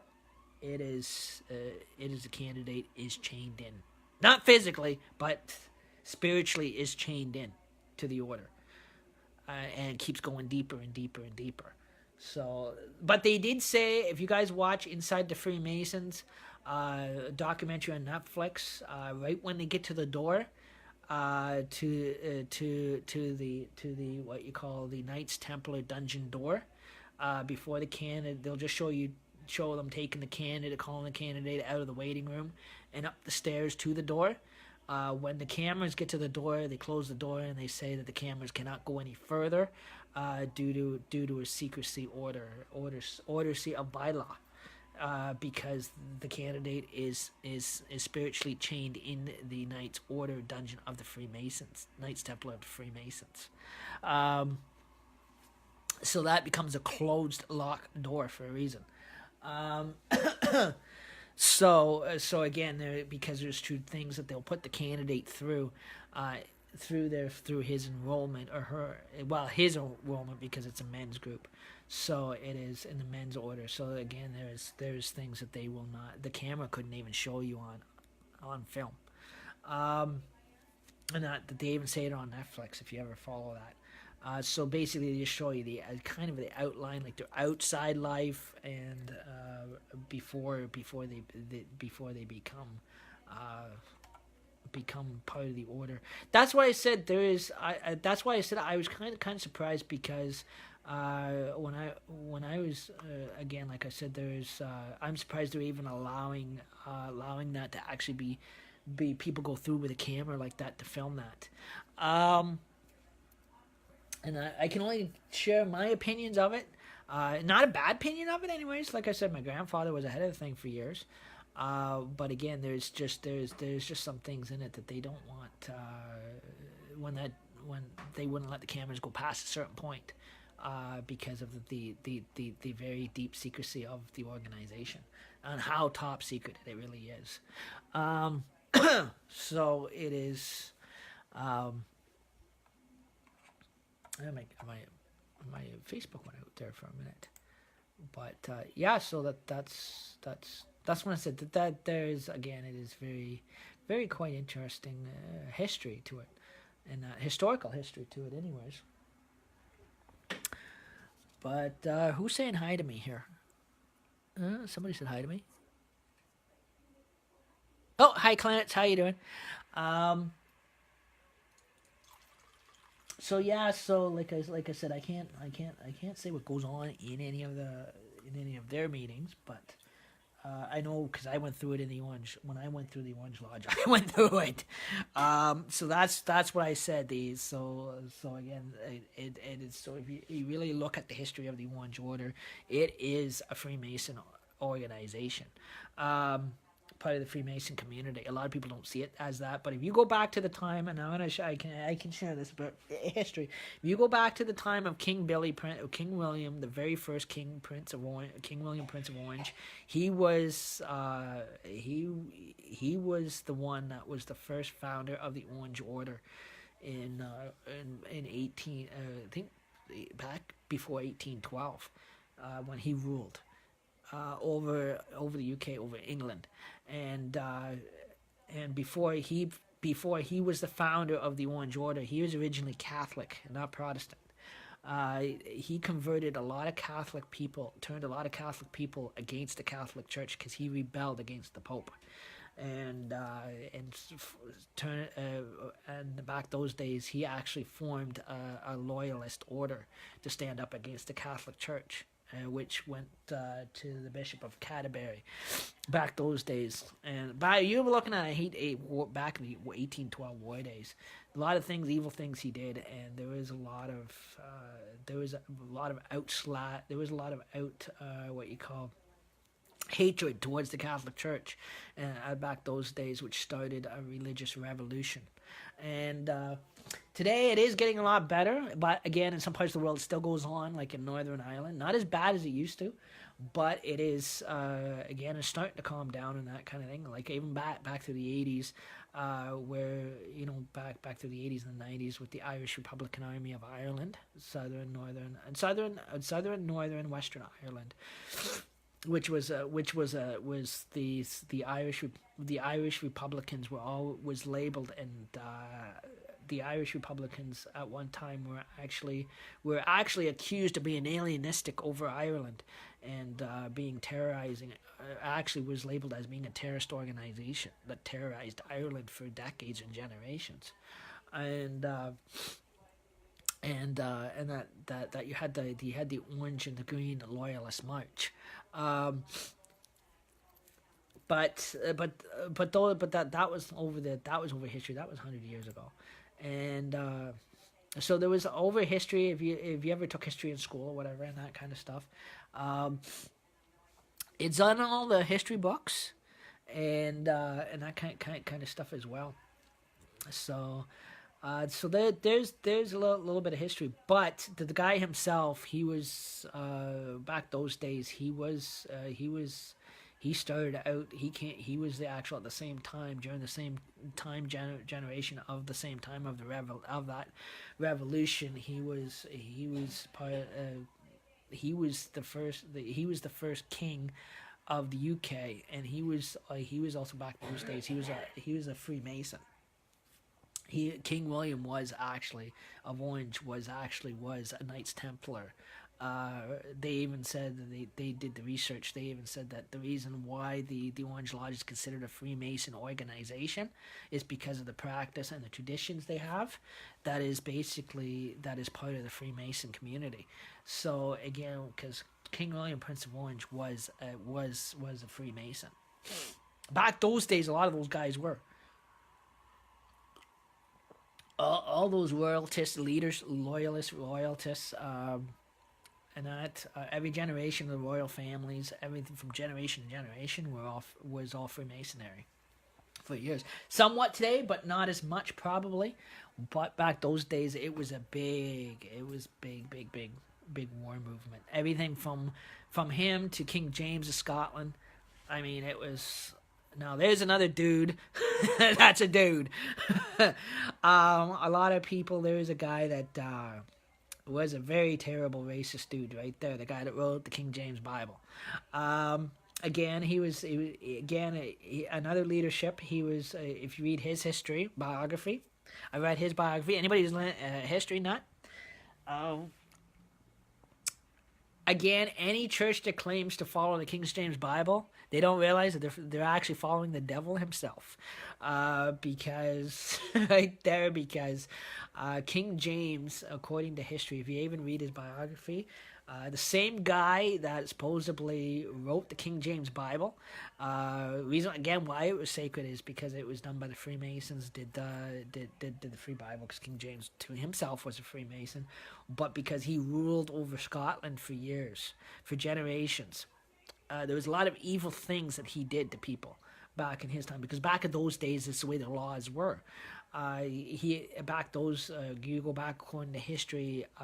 If you read his biographies, in some of the biographies, he was very cruel over Scotland and England. He tried to control 90% of Scotland, England, and Ireland, the British Isles.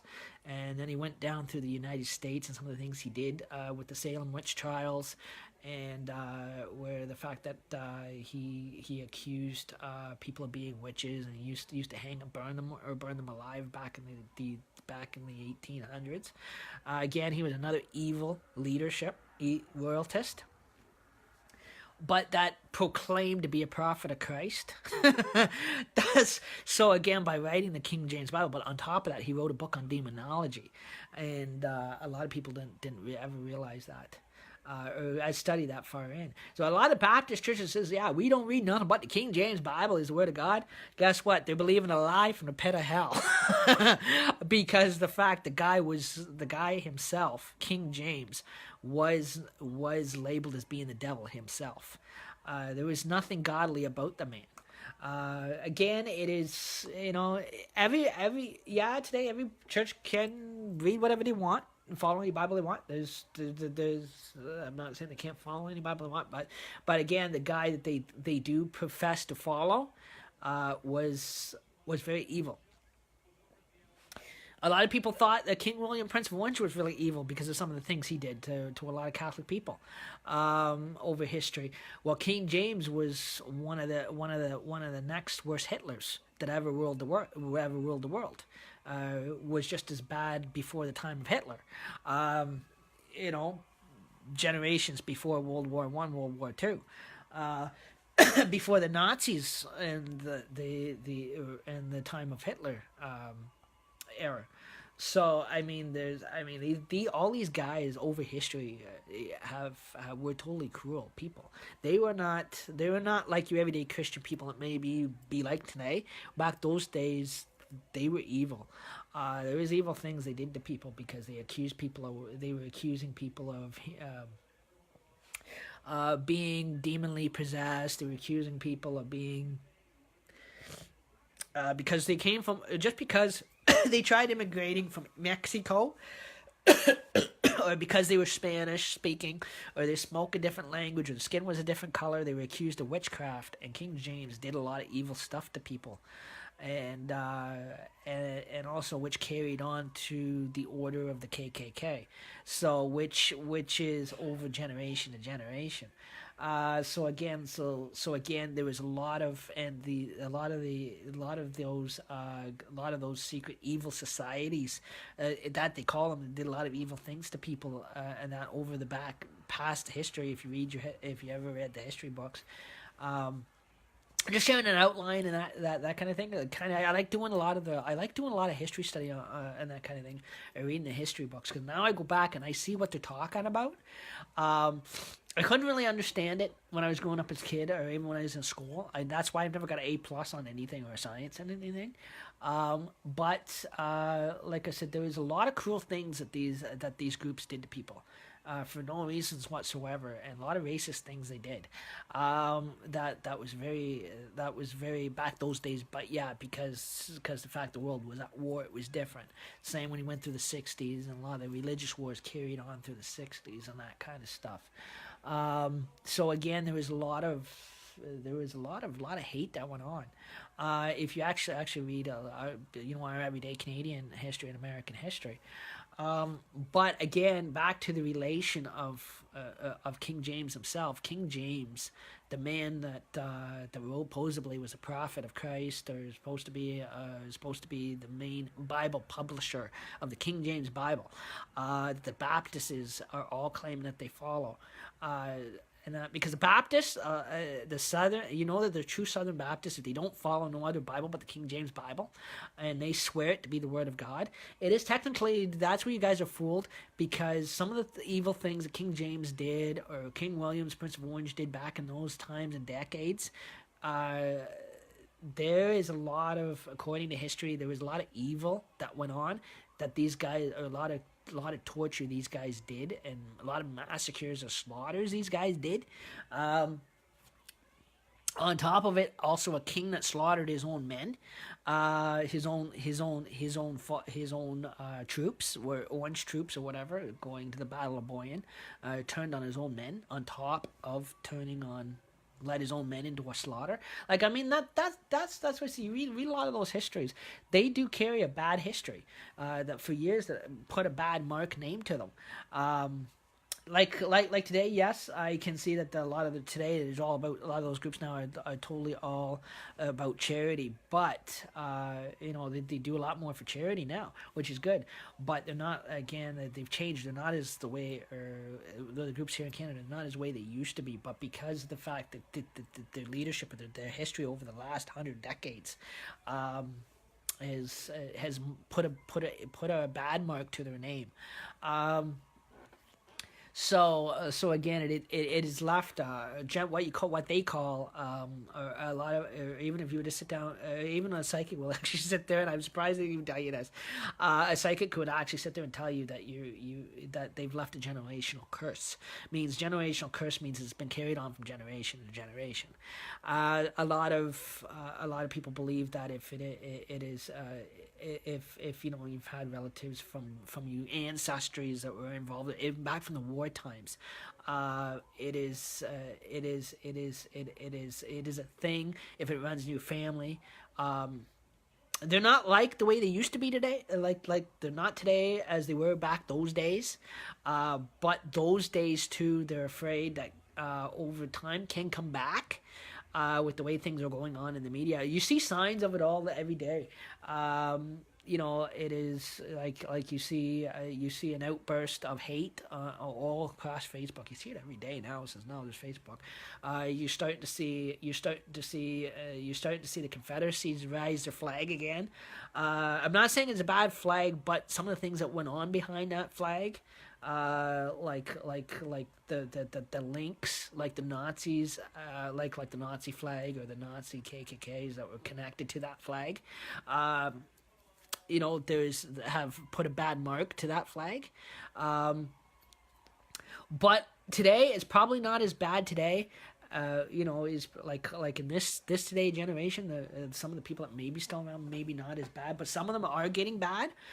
Some of the grandkids, some of the grandkids from that might have had ancestries in those.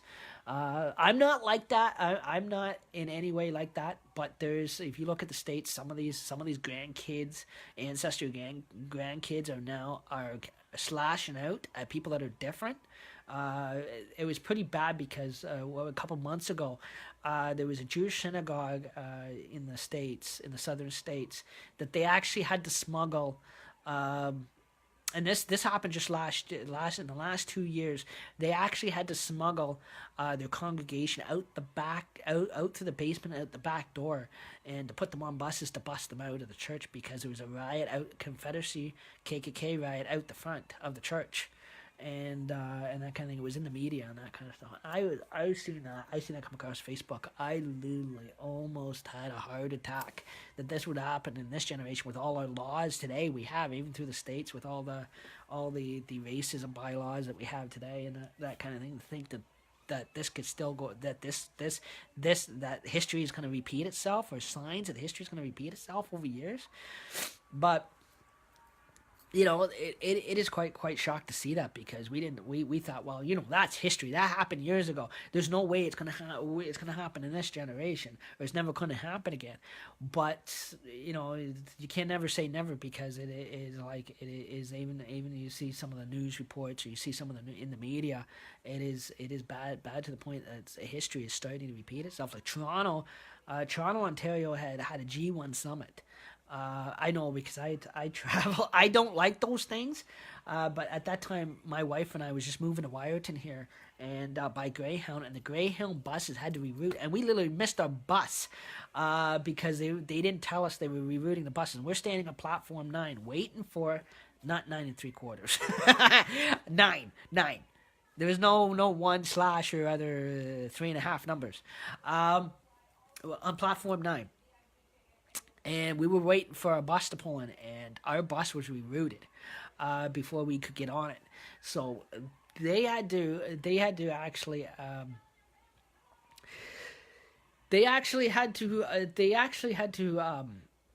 call a city bus and put us on a city bus and transport us over to another terminal to get on this bus to come out to out to Owen Sound, because in front of the main Grand Central Station in Toronto,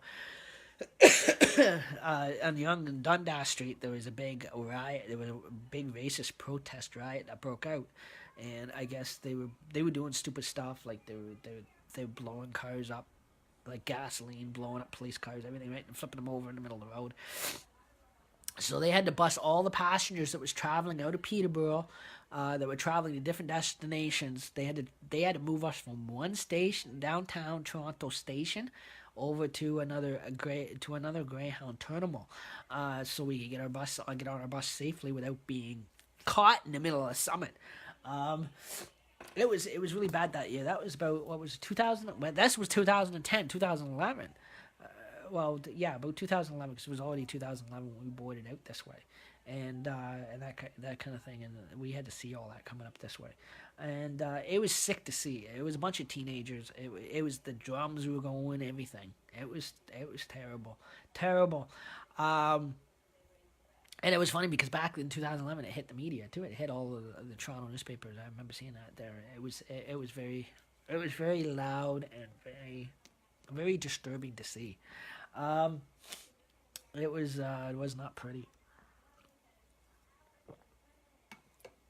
It was a total out of control riot. But like I said, that's Toronto for you. Anybody's ever lived in a big city or lived in a place like Toronto or a big city like Toronto, Ottawa, or down in Montreal, Quebec, or even in the States in Chicago, New York City. Toronto, those big cities are bad for that. Um, it is. It's just they have the good times and they have their bad times. Like I mean, and that's like anywhere in the world. It's never going to be pretty.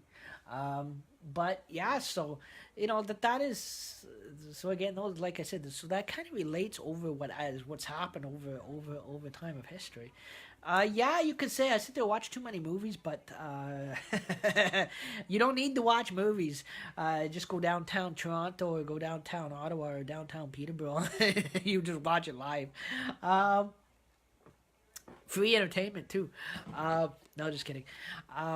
But no, like I said, that's it is like I said. We have our good times, and that we have our good. We like I said, we no matter where we live, there's always negativity around us. We're never going to get away from that. I always stay away from that kind of department, just like I stay away from like I'm a type that stays away from politics, but I don't mind kind of sharing a little bit of history. That kind of over time I've kind of read in history books and that kind of stuff. Or even going through school and learning different styles of history, and that is quite cool. And some of the things you learn or understand about. Because I didn't realize when I was a kid growing up, going to a Baptist church as a kid. When I was a little kid, went to a Baptist church, and they were again they were going to go about King James Bible, but as I got older, I started to see through the lines, and that the fact that the guy that they were claiming that they were following was never a good guy to begin with, according to history. There is after watching some of these documentaries that on how evil these dictators or these religious leaders have been over the last few years and decades, how evil they have been from generation to generation, and that kind of stuff as well. That a lot of people don't really clue in. So that's why a lot of a lot of churches now do not. A lot of churches now have changed a lot of their literature.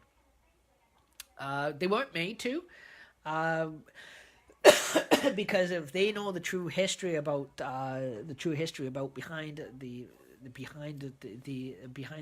history of King James himself, um, on how bad and how evil of a guy he was, and how anti-Christian he really was, and how much of a false prophet he was, and that kind of thing. They've actually a lot of churches now have gotten a lot of Baptist churches that followed the King James Bible for years have slowly separated from the King James Bible, went into NIV, New International, or some of the newer modern English international versions, because of the fact that is because they've pulled now with the internet technology, they have found evidence and they've went back and according to history and they've found the real truth about who King James was and who he really was, what he was really like, and how evil of a man or how evil of a king and heir he really was, towards towards a lot of village to a lot of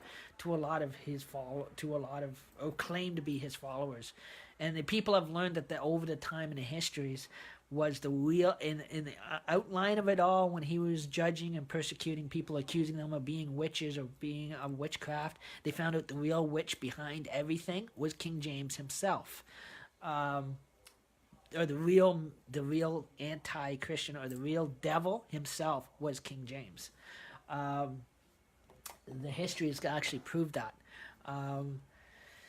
That part of it they did prove. They have evidence on that. Theologians have gotten evidence on that because they've actually went back and since internet's so big and they can do family trees and you got denominations now that will do your family tree for you like the Mormons. They'll actually take you back and through your family tree, or they could do research that goes back 100 years. And again, same with the guys we don't like, that we fear the most, the Jehovah's Witnesses. Those guys, believe it or not, they have technology. They have what you call ancestry technology, like the Mormons do. Same with the Seventh-day Adventists. They've got the technology that they can go back 100 years.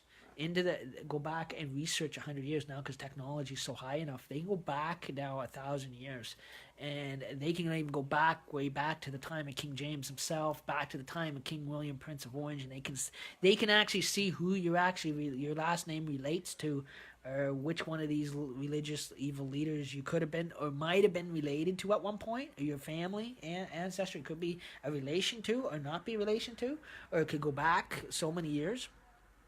So when you do your family tree, they've got the technology that they can take you back into time and find out exactly what nationality you were,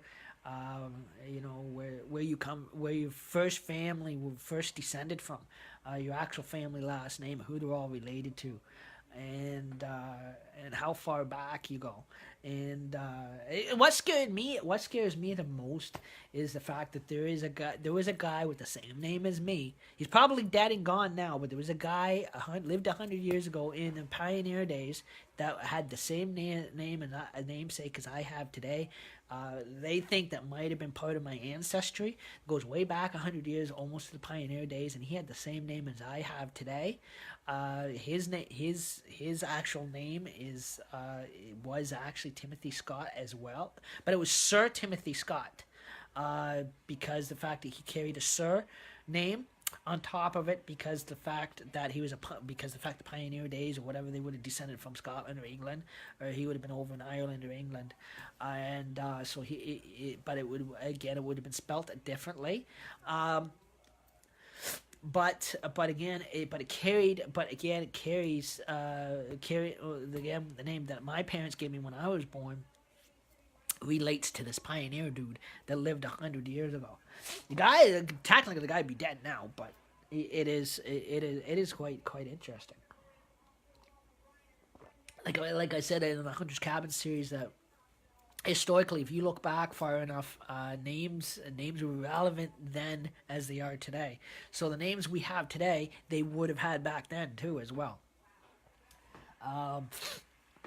So technically, it is some type of ghost dude you're connected to, alienistic dude you're kind of connected to. It is kind of cool that, but like I was sharing my mom's mother. Which would have been my grandmother. She was before she married my grandfather. Before my mom and her 8 kids were born. Again, my mom's passed on now, but when I was growing up, she shared a little bit about where my grandmother came from, and we found a little bit of history about my grandmother, and the fact my grandmother was originally, before she became a cowdrey, she was a fowler from Aberdeen, Scotland. And that's where she was born from. That's where she hailed from, was Aberdeen, Scotland.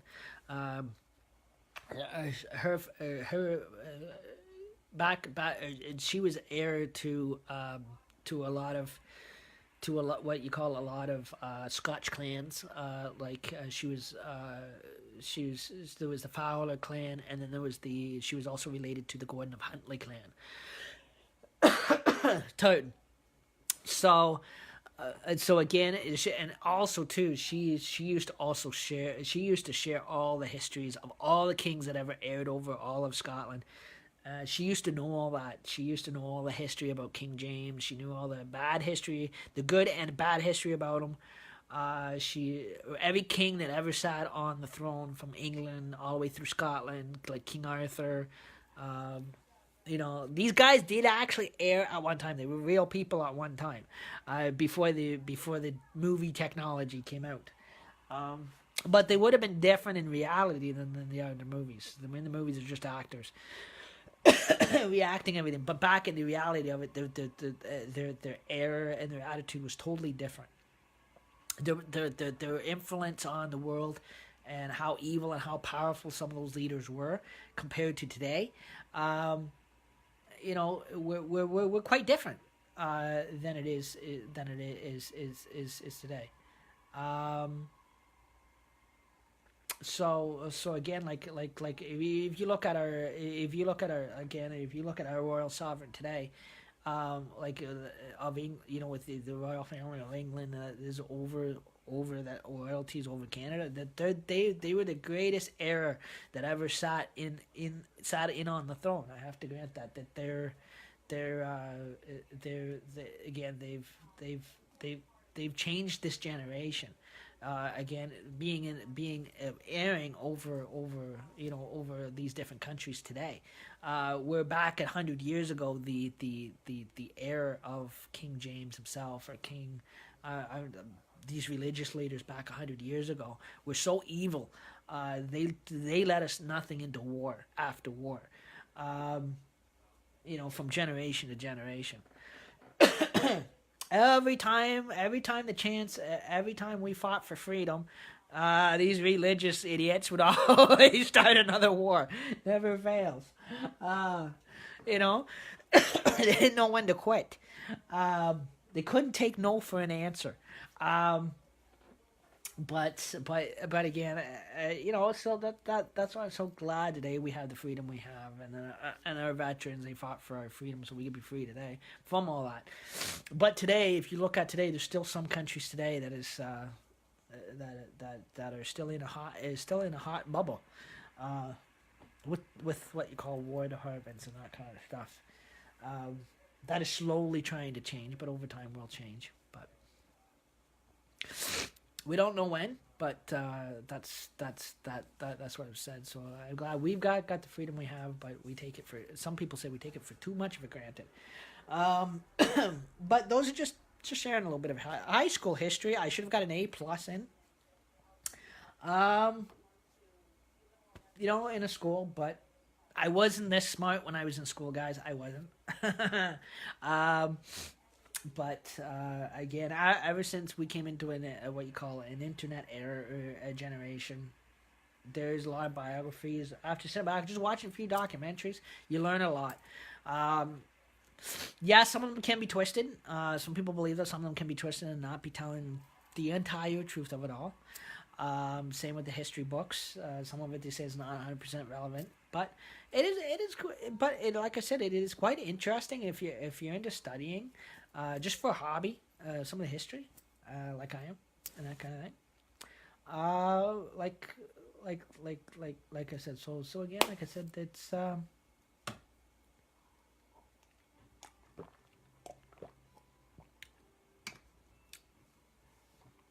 but. But yeah, I just like sit back and that kind of thing. So again, but I didn't, like I said, I didn't graduate high school, because the fact that at the time I went to high school, and we can get in again. We're bringing on a different topic here, and so again, we had your history lessons for tonight. I hope you guys are listening. Um, so again, when I was in high school. We ended up having to go to school at night. A lot of us didn't do so well out of our part-time jobs at the time we had when I was in high school. This is way before they decide they're going to stick me in the happy class and stick me on disability for the rest of my life. I did actually, at one time, I actually did have a life. but but again, like I said, I fell behind a lot in school, and I had trouble keeping up with the rest of the classes, and I fell far behind. And they tested me, and then they even found out that I had a slow learning disorder, and so again they isolated me into a special need class, where I was isolated from the rest of the high school. And then before the night, going to school at night, things started. They disrupted a lot of. So I didn't want any of my after school programs disrupted. So I transferred from the one high school to another high school, and so which is an early morning high school. And the hours were different because the hours were from 7:15 in the morning until 12. And then my school was from lunchtime till 9 o'clock at night, because they had to make up all 3 periods. And I'm like, I was not going to go to school until 9 o'clock at freaking night. No way. Was I going to be, because I was used to having my high school, because the school that I was going to had an asbestos problem. They had to evacuate and tear down the school. And so again, they partnershiped with another high school, because they had to pull everybody out of the school because of the asbestos issue at the same time. And for me to stay at Thomas A. Stewart, I would have had to go to school from 12 to 9. And at night, I'm like, no, thank you. Because they were cutting into my cadet times, too. Training times, because we had, like, bush trainings on weekends. And, we were in and out of Base Borden. We were in and out of Trenton. A lot. In and out of the armories, out of Peterborough. We were traveling all over the place. This before I became old enough to join the Legion. And in Peterborough. And that kind of stuff. And that, so again, we were going to have to go to school from 12 in the afternoon until 9 o'clock at night. There was no way I was going to kind of sacrifice all my activities that I was doing, like my cadets, everything else like that. And I kept getting yelled at too for no reason. I wasn't the only one. There was a whole bunch of us. Because of the fact of our school schedule got so screwed up. And I said, that is it. I said, I'm not getting yelled at by another CEO or another sergeant. I said, I'm going to put my foot down. I'm going to fix this one. And so I went before. I had the guts to go before the school board. And I said, you know what, this 12 o'clock to 9 o'clock p.m. night, I said, I know we had an asbestos problem. We're sharing with another high school. I said, well, why don't you just transfer me over, see if there's room, and transfer me over to the other high school. And for the 7:15 in the morning, and I go only till 12 o'clock at night, so I can, be like, like Little Red Riding Hood, and twaddle through the woods past the big bad wolf, so I can continue on to my cat training. They said no. We'll see. They said we'll see if we can find room. So, again, they found room, all right, but they put me in the happy class again. Oh man, I tell you. I never got away from the happy class. Like I said, the kids in it were great that I went to school with. They were great, but they stuck me in like a behavior Cody Bell type class at the time. And trust me, it was not, like I said, we had a class full of Cody Bells at the time. Their names were not Cody Bell, but he reminds me of a bunch of kids I went to school with. He's a great guy, but he reminds me of a lot of kids I went to school with. Just the personality. It is, like I said, it is like I said, I tried everything to get into the regular system. They would not ever let me in the regular system. They were lucky enough they found me one class, and that was either between drama or woodshop. Between one or two classes. Drama, I loved the most. I have to grant that. When I took drama, I got a lot more out of drama than I ever did wood. Like I couldn't. With wood class guys, I'm a type of guy. I measured twice. so again, like I said, with woodworking, like they say, if you measure once, you're smart. If you measure twice, you're stupid. It was an old figure of speech. Maybe I was the stupid one to measure twice. But no, that was a bit of a sense of humor. But drama, I got a lot of drama when I was in school. I have to grant, I got a lot out of drama. performing arts. Even in public school, I always loved drama classes. I always loved them. From going, it was the only time you got to be somebody else. It was the only time, especially if you're putting on a like if your class was doing a play or whatever, school play for the public or whatever. They used to actually charge tickets for it. They had licensed charge tickets for it too, because big city school, public school, even with high schools.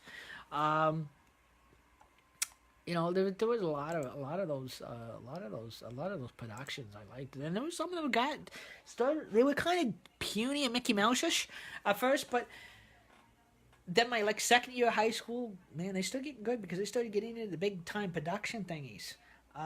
They started getting permits and licenseship for some of the bigger stuff like Once Upon a Mattress, and don't remind me of that one. That's a little bit like Jack of the Beanstalk.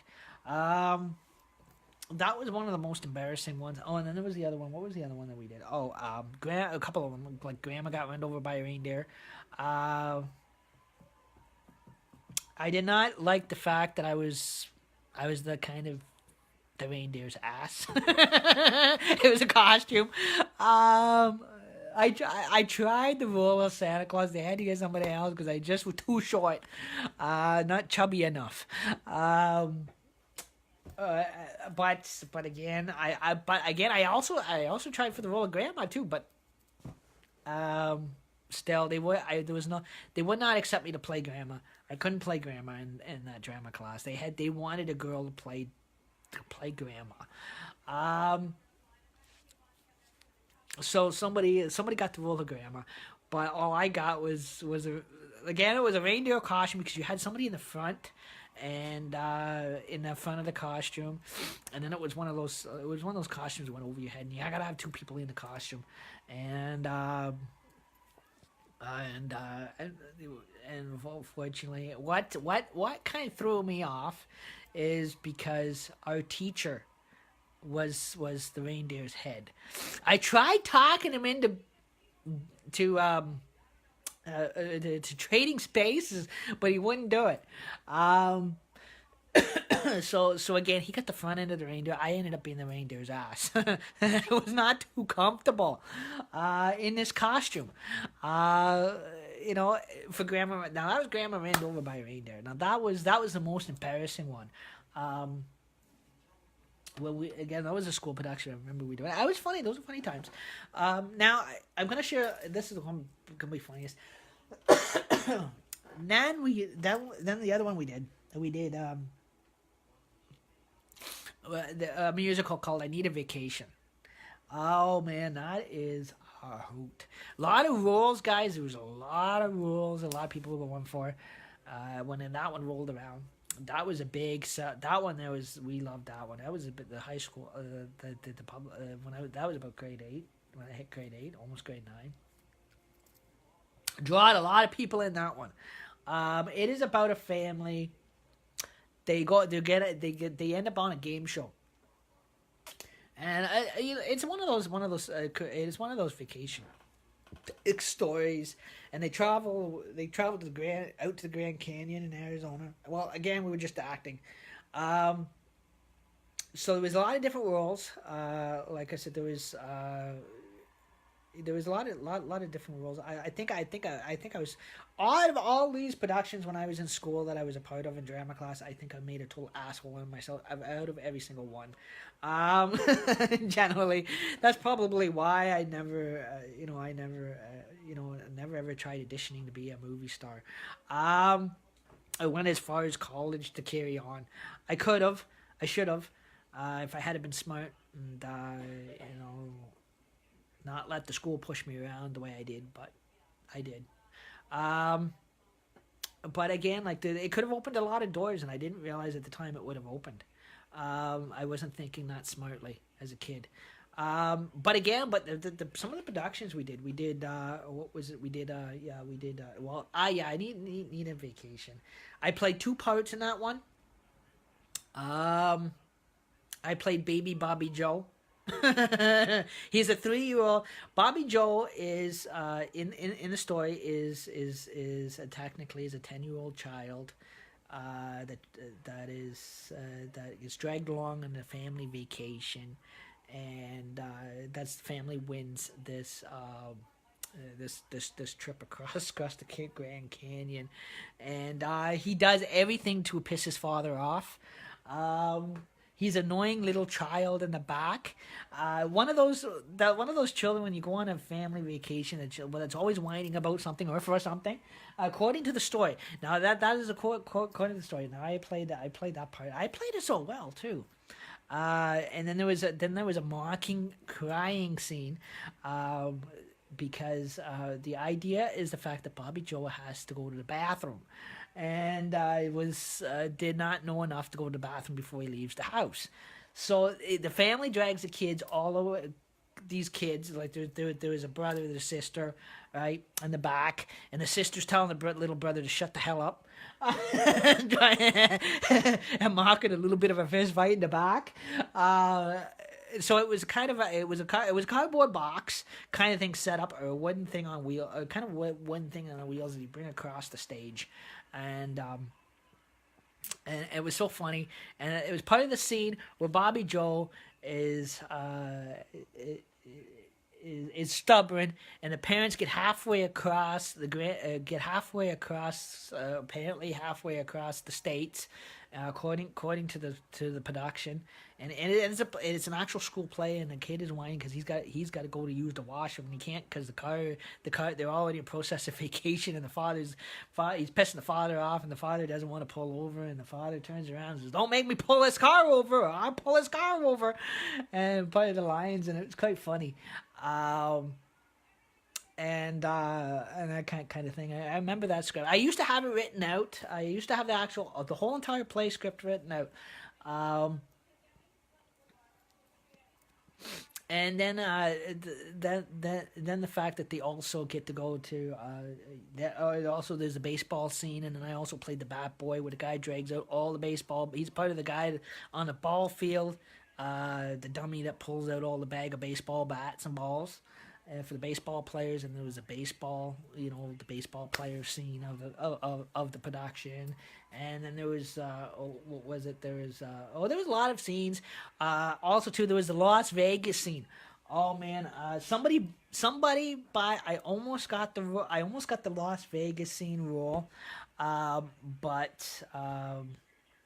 Again, it was a close one because there's too many people that were auditioning for it.